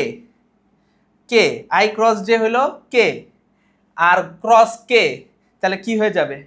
কে ক্রস কে কি হবে? 0 হয়ে যাবে না? তাহলে এইটাও হবে না, এইটাও হবে না। J cross I, J cross I হবে minus K. J cross I হবে মাইনাস কে, আর এটার সাথে গুণ হবে কি? গুণ হবে হচ্ছে আমার জে। মাইনাস কে এর সাথে আমার গুণ হবে জে। তাইলে মাইনাস কে থেকে জে এর দিকে ধরেন, মাইনাস কে ভিতরের দিকে, জে এই দিকে, তাহলে মাইনাস কে থেকে জে এর দিকে, এটা কি? আই। তাহলে এটা কি? এর সাথে জে এর সাথে এটা আই, এটা জে এর সাথে কি হবে? লম্ব হবে। এটা জে এর সাথে কি হবে? লম্ব হবে। খুব সহজ। আর কে ক্রস জে, কে ক্রস জে মানে কি? ঠিক আছে, কে ক্রস জে, যে কে ক্রস জে মানে হইল minus minus I. Minus I cross K কি হবে? জে এর দিকে হবে, সমান্তরাল হবে। তাহলে লম্ব শুধুমাত্র সি নাম্বারটাই হবে। শুধুমাত্র কি হবে? সি নাম্বারটাই হবে লম্ব। বুঝাইতে পারছি? সহজ। জটিল কিছু, কঠিন কিছু, জটিল বা কঠিন কোনোটাই না। 5 একক এবং 6 একক মানের দুটি ভেক্টর কোন বিন্দুতে 60 ডিগ্রি কোণে ক্রিয়াশীল হলে এ ডট বি এর মান কত? তাহলে A dot B, excuse me, হ্যাঁ একটু কাশি হয়েছে। A B cos 60, 5 into 6 into cos 60, cos 60 এর মান কত? হাফ। 30 into হাফ, তাহলে কত? 15। এত এত একক হবে, 15 হবে। এটাই। সুন্দর। আচ্ছা, P is equal to 5i cap minus j cap plus 3k cap আর q is equal to k cap হলে p ক্রস q কত হবে? করে ফেলি। p ক্রস q, ঠিক আছে, এখানে i cap, j cap, k cap, ঠিক আছে। 5 মাইনাস 1 3, আর এটা 0 0 1। খুব সুন্দর। আই ক্যাপ যদি করি, আই এর কলাম আর রো বাদ যাবে, minus 1 minus 0, minus J cap, J এর কলাম আর রো বাদ যাবে, 5 মাইনাস 0, প্লাস কে ক্যাপ, কে এর কলাম আর রো বাদ যাবে, 0 মাইনাস 0, তাহলে minus I cap minus 5 J cap, minus I cap minus 5 J cap হয়ে গেল। সুন্দর, টুকুস করে হয়ে গেল, তাই না? দুটি স্কেলার রাশির মধ্যে একটির মান শূন্য না হলে এদের গুণফল শূন্য হয় না, শূন্য হয়। কখনো কখনো যদি গুণফল যদি হইলো ক্রস গুণন হয় মধ্যবর্তী কোণ 0 ডিগ্রি হয় তখন শূন্য হয়, যদি শূন্য না হয়। আবার লম্ব হইলে ডট গুণনের ক্ষেত্রে শূন্য হয়, তাহলে আবার শূন্য নাও হইতে পারে, তাহলে কখনো শূন্য হয় না, আবার কখনো কখনো শূন্য হয়। তাহলে এ আর বি দুইটাই হয়। A plus B is equal to A minus B হলে এ ও বি এর ক্ষেত্রে কি হবে? এ প্লাস বি এর সূত্র কি? রুট ওভার এ প্লাস বি এর সমীকরণ, সূত্র না, ঠিক আছে? সূত্র ডিফারেন্ট জিনিস। সূত্র হলো সামান্তরিক সূত্র, P square plus Q square plus 2 P Q cos alpha, ঠিক কিনা, is equal to root over A square plus P square plus Q square, না তো A square plus B square, A plus B is equal to A minus B না?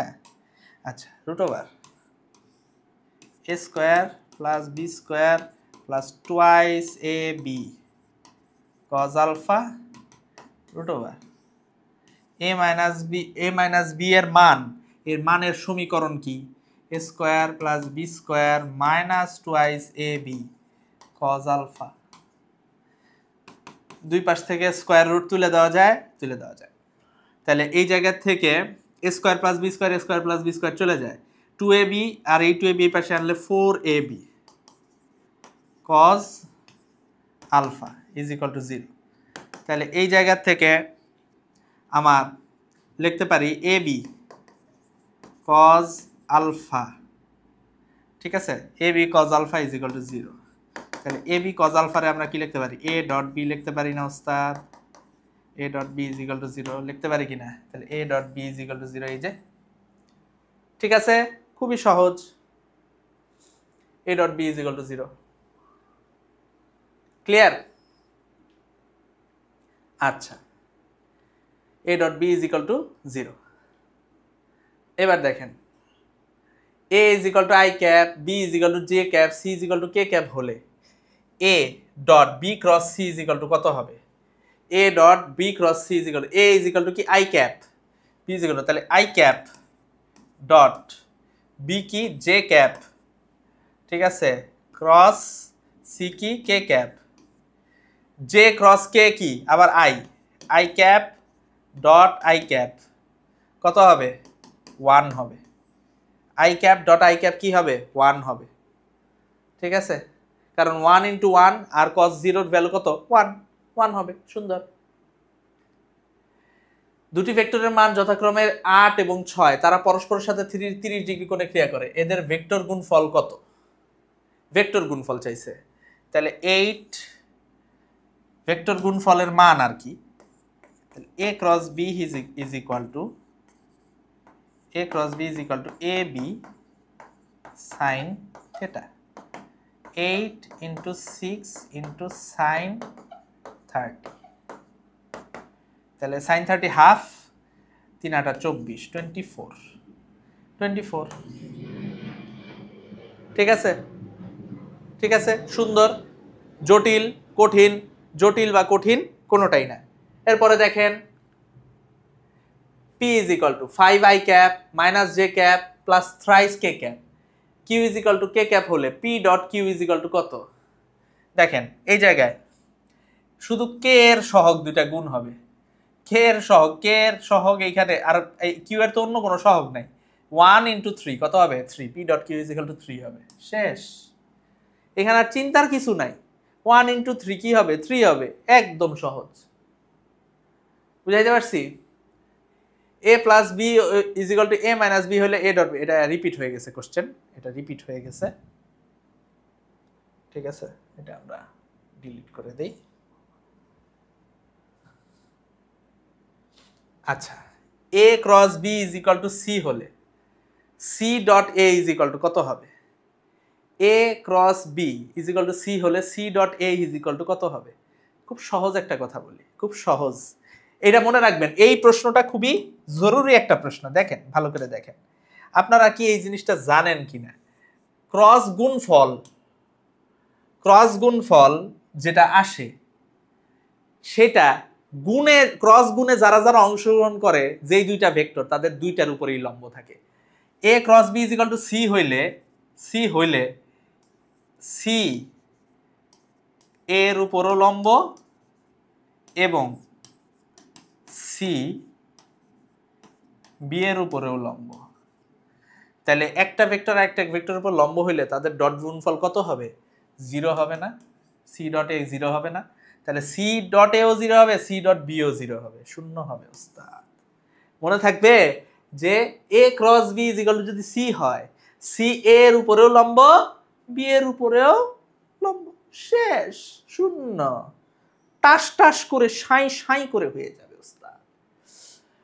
দুটি ভেক্টরের scalar গুণফল 15, এদের vector গুণফলের মান 5√3। ভেক্টর দ্বয়ের মধ্যবর্তী কোণ কত? আচ্ছা, ভেক্টর গুণফলের মান মানে কি? ঠিক আছে, যে ধরেন দুইটা ভেক্টর পি আর কিউ, তাহলে পি কিউ সাইন আলফা, এটা হলো 5√3, আর পি কিউ কজ আলফা, এটা কত? এটা হইলো 15। ভাগ করে দিলাম, ঠিক আছে, দুইটারে নগদে বসায় ভাগ করে দিলাম। তাহলে tan alpha is equal to √3/3। তাহলে tan আলফা 1/√3। তাহলে আলফা কত হবে ওস্তাদ? আলফা 30 ডিগ্রি হবে ওস্তাদ। আলফা কত হবে? 30 ডিগ্রি হবে। জটিলতার কিছু আছে? নাই, জটিলতার কিচ্ছু নাই। 30 ডিগ্রি। আই ক্রস কে কোনটা? আই ক্রস কে কোনটা? আই ক্রস কে মনে রাখবেন একটা জিনিস, আই জে কে। এটার ভিতরের দিকের যে চক্রটা, এগুলো সব পজিটিভ। আই ক্রস জে, এটা হবে হইলো আমার কে। জে ক্রস কে, ঠিক আছে, জে ক্রস কে এটা হবে হচ্ছে আমার আই। কে ক্রস আই এটা হবে হচ্ছে আমার, দুঃখিত, এখানে এটা এখানে ইয়া করে ভিতরের দিকে, কে ক্রস আই এটা হবে আমার জে। তাহলে I cross J K, J cross কে, অর্থাৎ ঘড়ির কাঁটার দিকে যদি ঘুরে গুণ হয় তাহলে এগুলো পজিটিভ হবে। আর ঘড়ির কাঁটার বিপরীত দিকে যদি ঘুরে গুণ হয়, ঘড়ির কাঁটার বিপরীত দিকে ঘুরে যদি গুণ হয় তাহলে সেক্ষেত্রে নেগেটিভ হবে। দেখেন এইবার যদি উল্টা ঘুরে, যে আই ক্রস কে এটা হবে মাইনাস জে, কে ক্রস জে এটা হবে মাইনাস আই, ঠিক আছে, জে ক্রস আই এটা হবে মাইনাস কে। তাহলে আমার কি চাইছে? আই ক্রস কে না? আই ক্রস কে কি হবে? মাইনাস জে হবে, মাইনাস জে ডি। বুঝাইতে পারছি? মাইনাস জে হবে। স্কেলারের গুণফল বিনিময় সূত্র মেনে চলে না মেনে চলে? বলে রাখি, বিনিময় সূত্র বা কমিউটেটিভ থিওরাম, এটা ডট গুণনটা মেনে চলে, ক্রস গুণন মানে না। A dot B is equal to B dot A. স্কেলারের গুণফল অলওয়েজ বিনিময় সূত্র মেনে চলে। স্কেলারের গুণফল যেমন 5 × 6 মানেই তো 6 × 5, একই কথা, বিনিময় সূত্র মেনে চলে। দুইটা ভেক্টরের গুণফল শূন্য হলে, ভেক্টরটির মধ্যবর্তী কোণ কত? আচ্ছা, দুটি ভেক্টরের গুণফল শূন্য হলে, এখন এই জায়গায় ক্লিয়ার না এটা স্কেলার গুণফল না ভেক্টর গুণফল। এই জায়গায় ভেক্টরের ভেক্টর গুণফল সম্ভবত হবে, ভেক্টর গুণফল যদি শূন্য হয়, প্রশ্নের উঠাইতে একটু ভুল করছে, যদি শূন্য হয় তাহলে ভেক্টরের মধ্যবর্তী কোণ হবে 0 ডিগ্রি। ভেক্টর গুণফল যদি 0 হয়, মধ্যবর্তী কোণ হবে কত ডিগ্রি? 0 ডিগ্রি ওস্তাদ। দেখেন কে ডট আই ক্রস জে মানে কি? আই ক্রস জে মানে কে। তাহলে কে ডট কে, কে ডট কে, কে ডট কে এর ভ্যালু কত? কে ডট কে এর ভ্যালু 1। এখানে কোথাও 1 আছে? এখানে কোথাও 1 নাই। তাহলে এই জায়গায় নো অপশনস, কোনো অপশন দাগানো যাবে না। ঠিক আছে, কোনো অপশন আপনি দাগাইতে পারবেন না, এখানে অপশন দেওয়াই নাই। কে ডট কে আসলে কি হবে? 1 হবে। কে ডট আই ক্রস জে, এটার ভ্যালু কত হবে? 1 হবে। পরেরটা দেখেন, দুটি ভেক্টর রাশির মান যথাক্রমে 10 ও 15 একক, এরা লম্বভাবে অবস্থান করলে ভেক্টর দুটির গুণফল কত? ঠিক আছে, এরা যদি লম্বভাবে অবস্থান করে তাহলে ভেক্টর দুইটার গুণফল কত? আচ্ছা, ভেক্টর দুইটার অ্যাকচুয়ালি এইখানে লম্বভাবে অবস্থান করলে ভেক্টর দুইটার ভেক্টর গুণফল কত? এটা এই যে ভেক্টর কথাগুলো বাদ দিছে, যাই হোক, ভেক্টর গুণফল কত? তাহলে খুব সুন্দর, তাহলে দুইটা ভেক্টর রাশি পি কিউ, ভেক্টর গুণফল হইল পি কিউ সাইন থেটা। তাহলে 10 ইন্টু 15 ইন্টু সাইন 90, সাইন 90 মান 1, তাহলে কত? 150। তাহলে এটা কি 150 ইউনিট।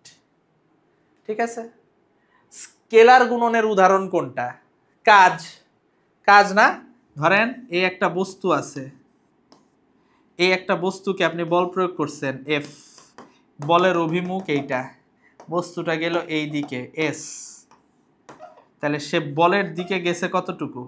এতটুকু। এতটুকু যদি থেটা কোণে যায় এস কস থেটা, তাহলে W is equal to F S cos theta, বল আর বলের দিকের উপাংশের গুণফল, তাহলে কি এফ ডট এস,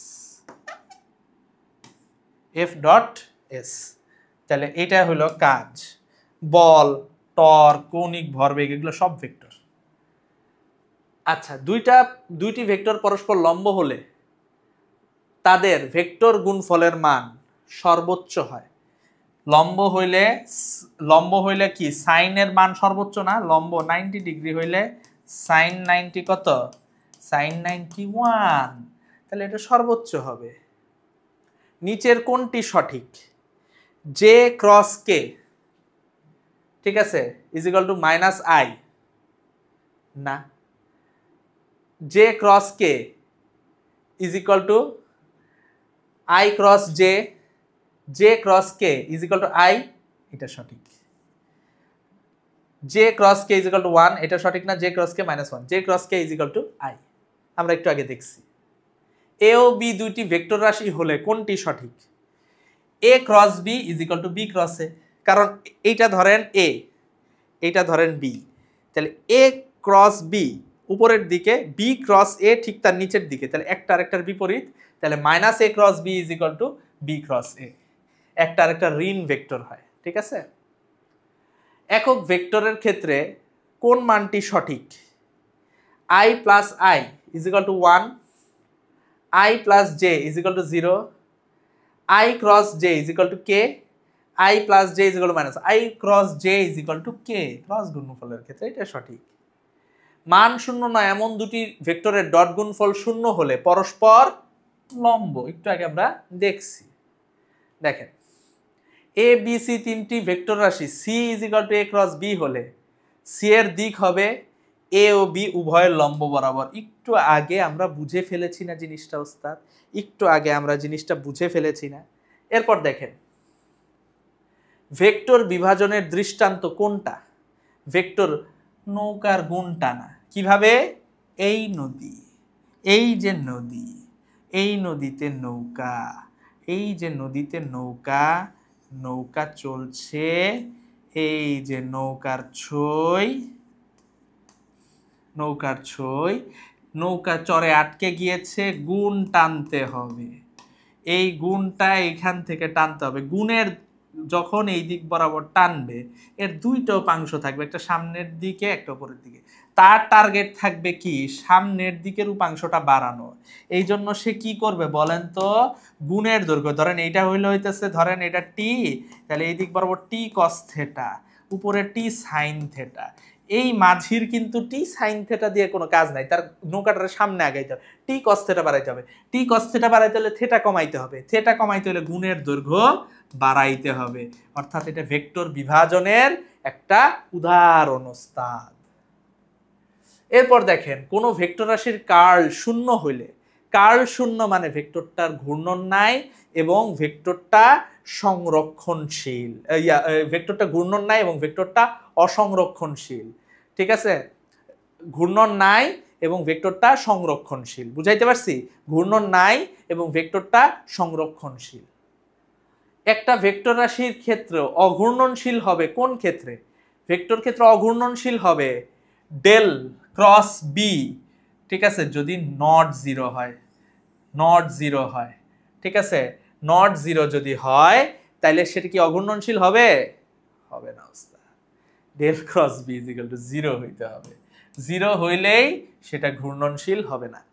ঠিক আছে, del cross B is equal to zero যদি হয় ঘূর্ণন, অর্থাৎ এটা মানে এটা হল মানে কার্ল শূন্য, কার্ল শূন্য, কার্ল শূন্য, ওস্তাদ শূন্য কার্ল, বুঝাইতে পারছি?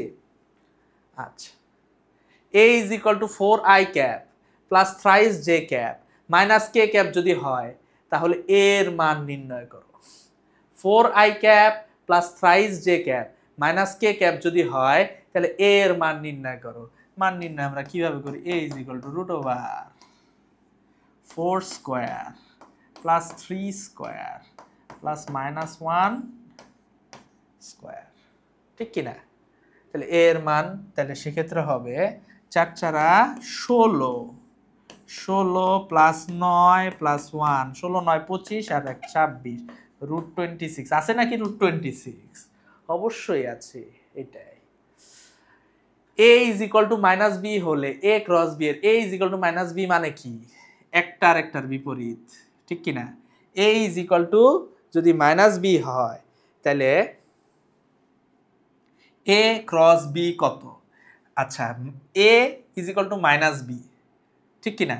a is equal to minus b, অর্থাৎ b এর উল্টা হইল a, b যেই দিকে আছে b আর a সমান কিন্তু একটার একটার বিপরীত, ঠিক কি না? তাহলে আমরা এখানে লিখতে পারি কিনা যে a, তাহলে a ক্রস b, a ক্রস b is equal to a into sin 180 degree.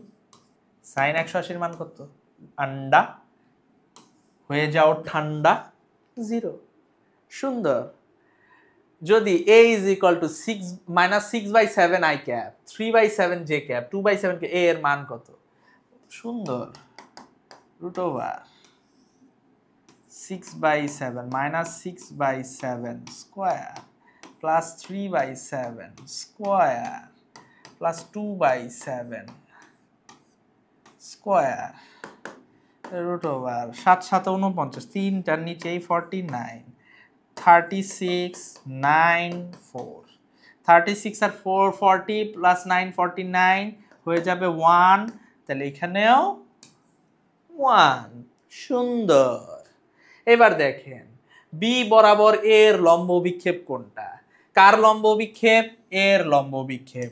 Note লিখে নেন, নোট, নোট লিখে নেন, যার অভিক্ষেপ, যার অভিক্ষেপ তার কস। নোট কি?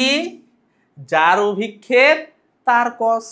তাহলে এর অভিক্ষেপ এ কস থেটা, ঠিক আছে? কিভাবে বের করে?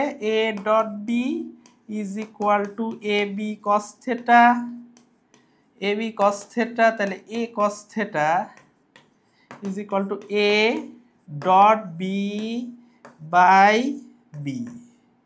বুঝাইতে পারছি? এখানে লাগবে না, তাও লিখে দিলাম, ঠিক আছে বস? ঠিক আছে। আই ও জে যে তলে অবস্থিত সেই তলের উপর লম্ব একক ভেক্টর কোনটা? I cross J, I cross J. এই যে আই আর জে যেই তলে অবস্থিত তার লম্ব একক কোনটা? আই ক্রস জে, আই থেকে জে, তাহলে এটা কি? কে। আই ক্রস জে মানে কে, আই ক্রস জে, ঠিক আছে? a is equal to twice i plus 4j minus 5k, b is equal to এত হলে a plus b এর মান নির্ণয় করো। তাহলে a plus b is equal to 2 আর 1 কত? 3i, 4 আর 2 কত? 6j, -5 plus 3 -2k। তাহলে সুন্দর, √3 স্কয়ার প্লাস 36 6 স্কয়ার মানে 36, 3 square plus 6 square plus -2 square, তাহলে √9 প্লাস 36 প্লাস 4, তাহলে কত হইল? √40 আর 9 কত হইল? √49।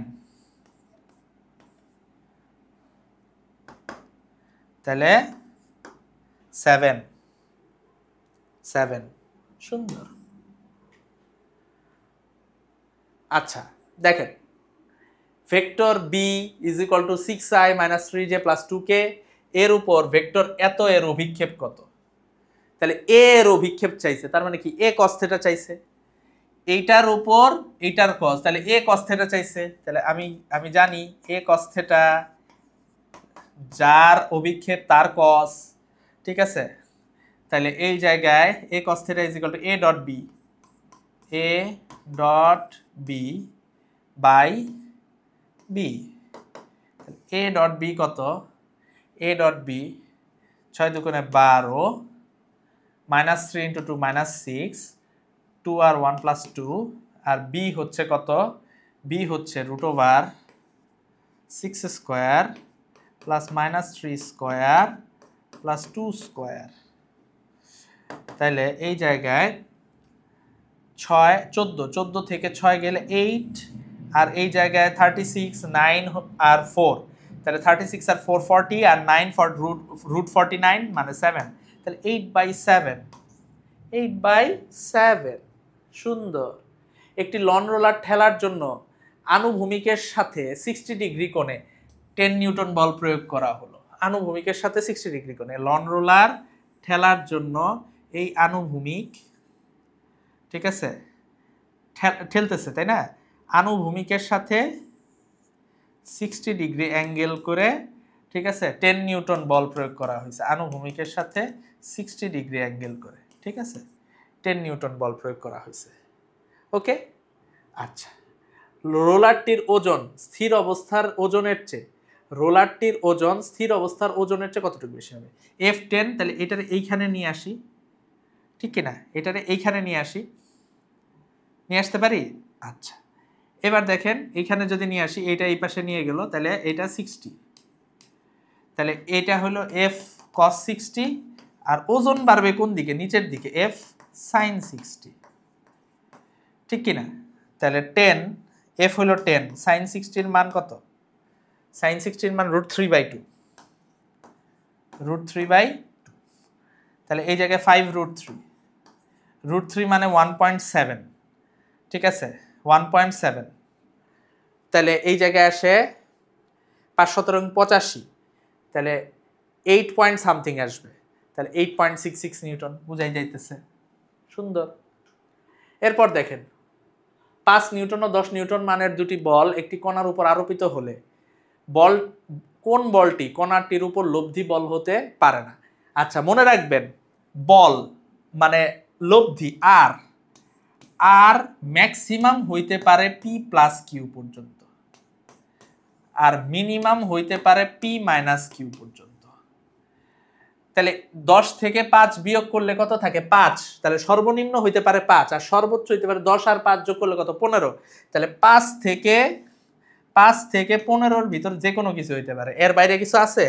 যেটা আছে ওইটাই অ্যান্সার, যেটা হইতে পারে না 20 নিউটন, ঠিক আছে। এবার দেখেন দুটি ভেক্টর রাশির প্রত্যেকটির মান 7, এরা পরস্পর 120 ডিগ্রি কোণে একই সাথে কোনো বিন্দুতে। এই যে এই প্রশ্নটা আছে না, এটা দিয়ে বিভিন্ন ধরনের প্রশ্ন আসে। আমি আপনারা খুব সহজভাবে বুঝাই। প্রত্যেকটার মান 7, এরা পরস্পর 120 ডিগ্রি, পি, তাহলে P = Q। আলফা যদি 120 হয়, তাহলে মনে রাখবেন দেন P = Q = R। তাহলে লব্ধির মান এই দুইটার মানের, এই দুইটার যে মান 7, এটা সমান, এটা একটা। আবার বলতে পারে P = Q = R, P = Q = R, and alpha P = Q = R যদি হয়, দেন alpha is equal to 120 degree. বুঝাইতে পারছি? এটা 2 নাম্বার নোট। ঠিক আছে, আরো আছে। যদি p plus Q is equal to 3 into p minus Q হয়, ঠিক আছে, then alpha is equal to 90 degree and theta is equal to 90 degree হয়, দেন আলফা 120 ডিগ্রি।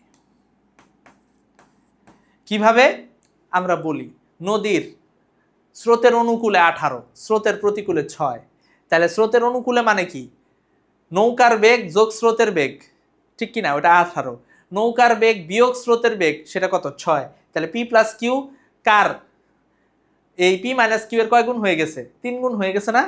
আর সোজাসুজি নদী পার হইতে হলে, সোজাসুজি নদী পার হওয়া মানে কত, 90 ডিগ্রি, তাকে কত কোণে চালাইতে হবে, 120 ডিগ্রি কোণে চালাইতে হবে। বুঝাইতে পারছি? সুন্দর, একদম সুন্দর।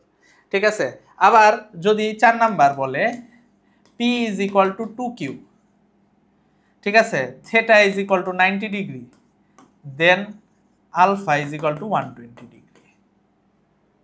বুঝতে পারছেন? এগুলা সব হইল একই গোয়ালের গরু।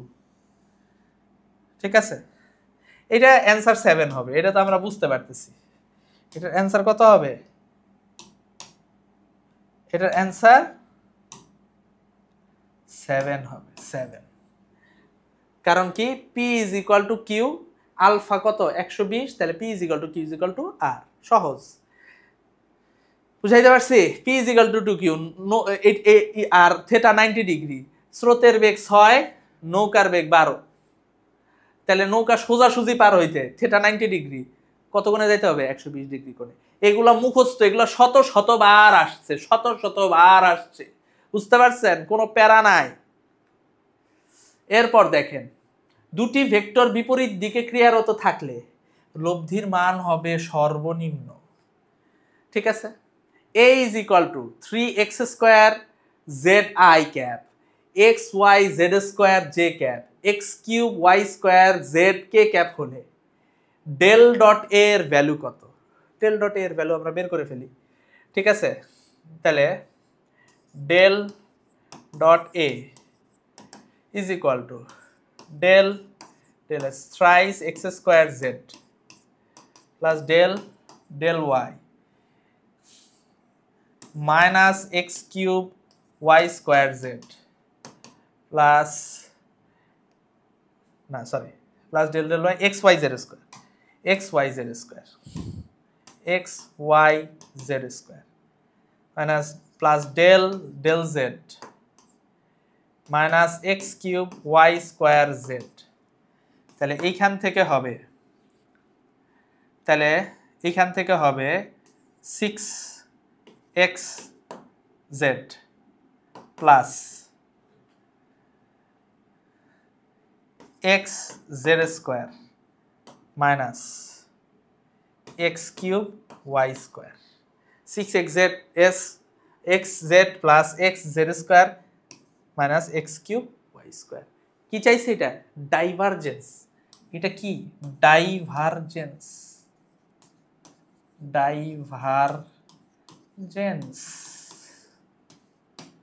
ঠিক আছে, বুঝাতে পেরেছি বস? বুঝতে পারছেন না? সুন্দর,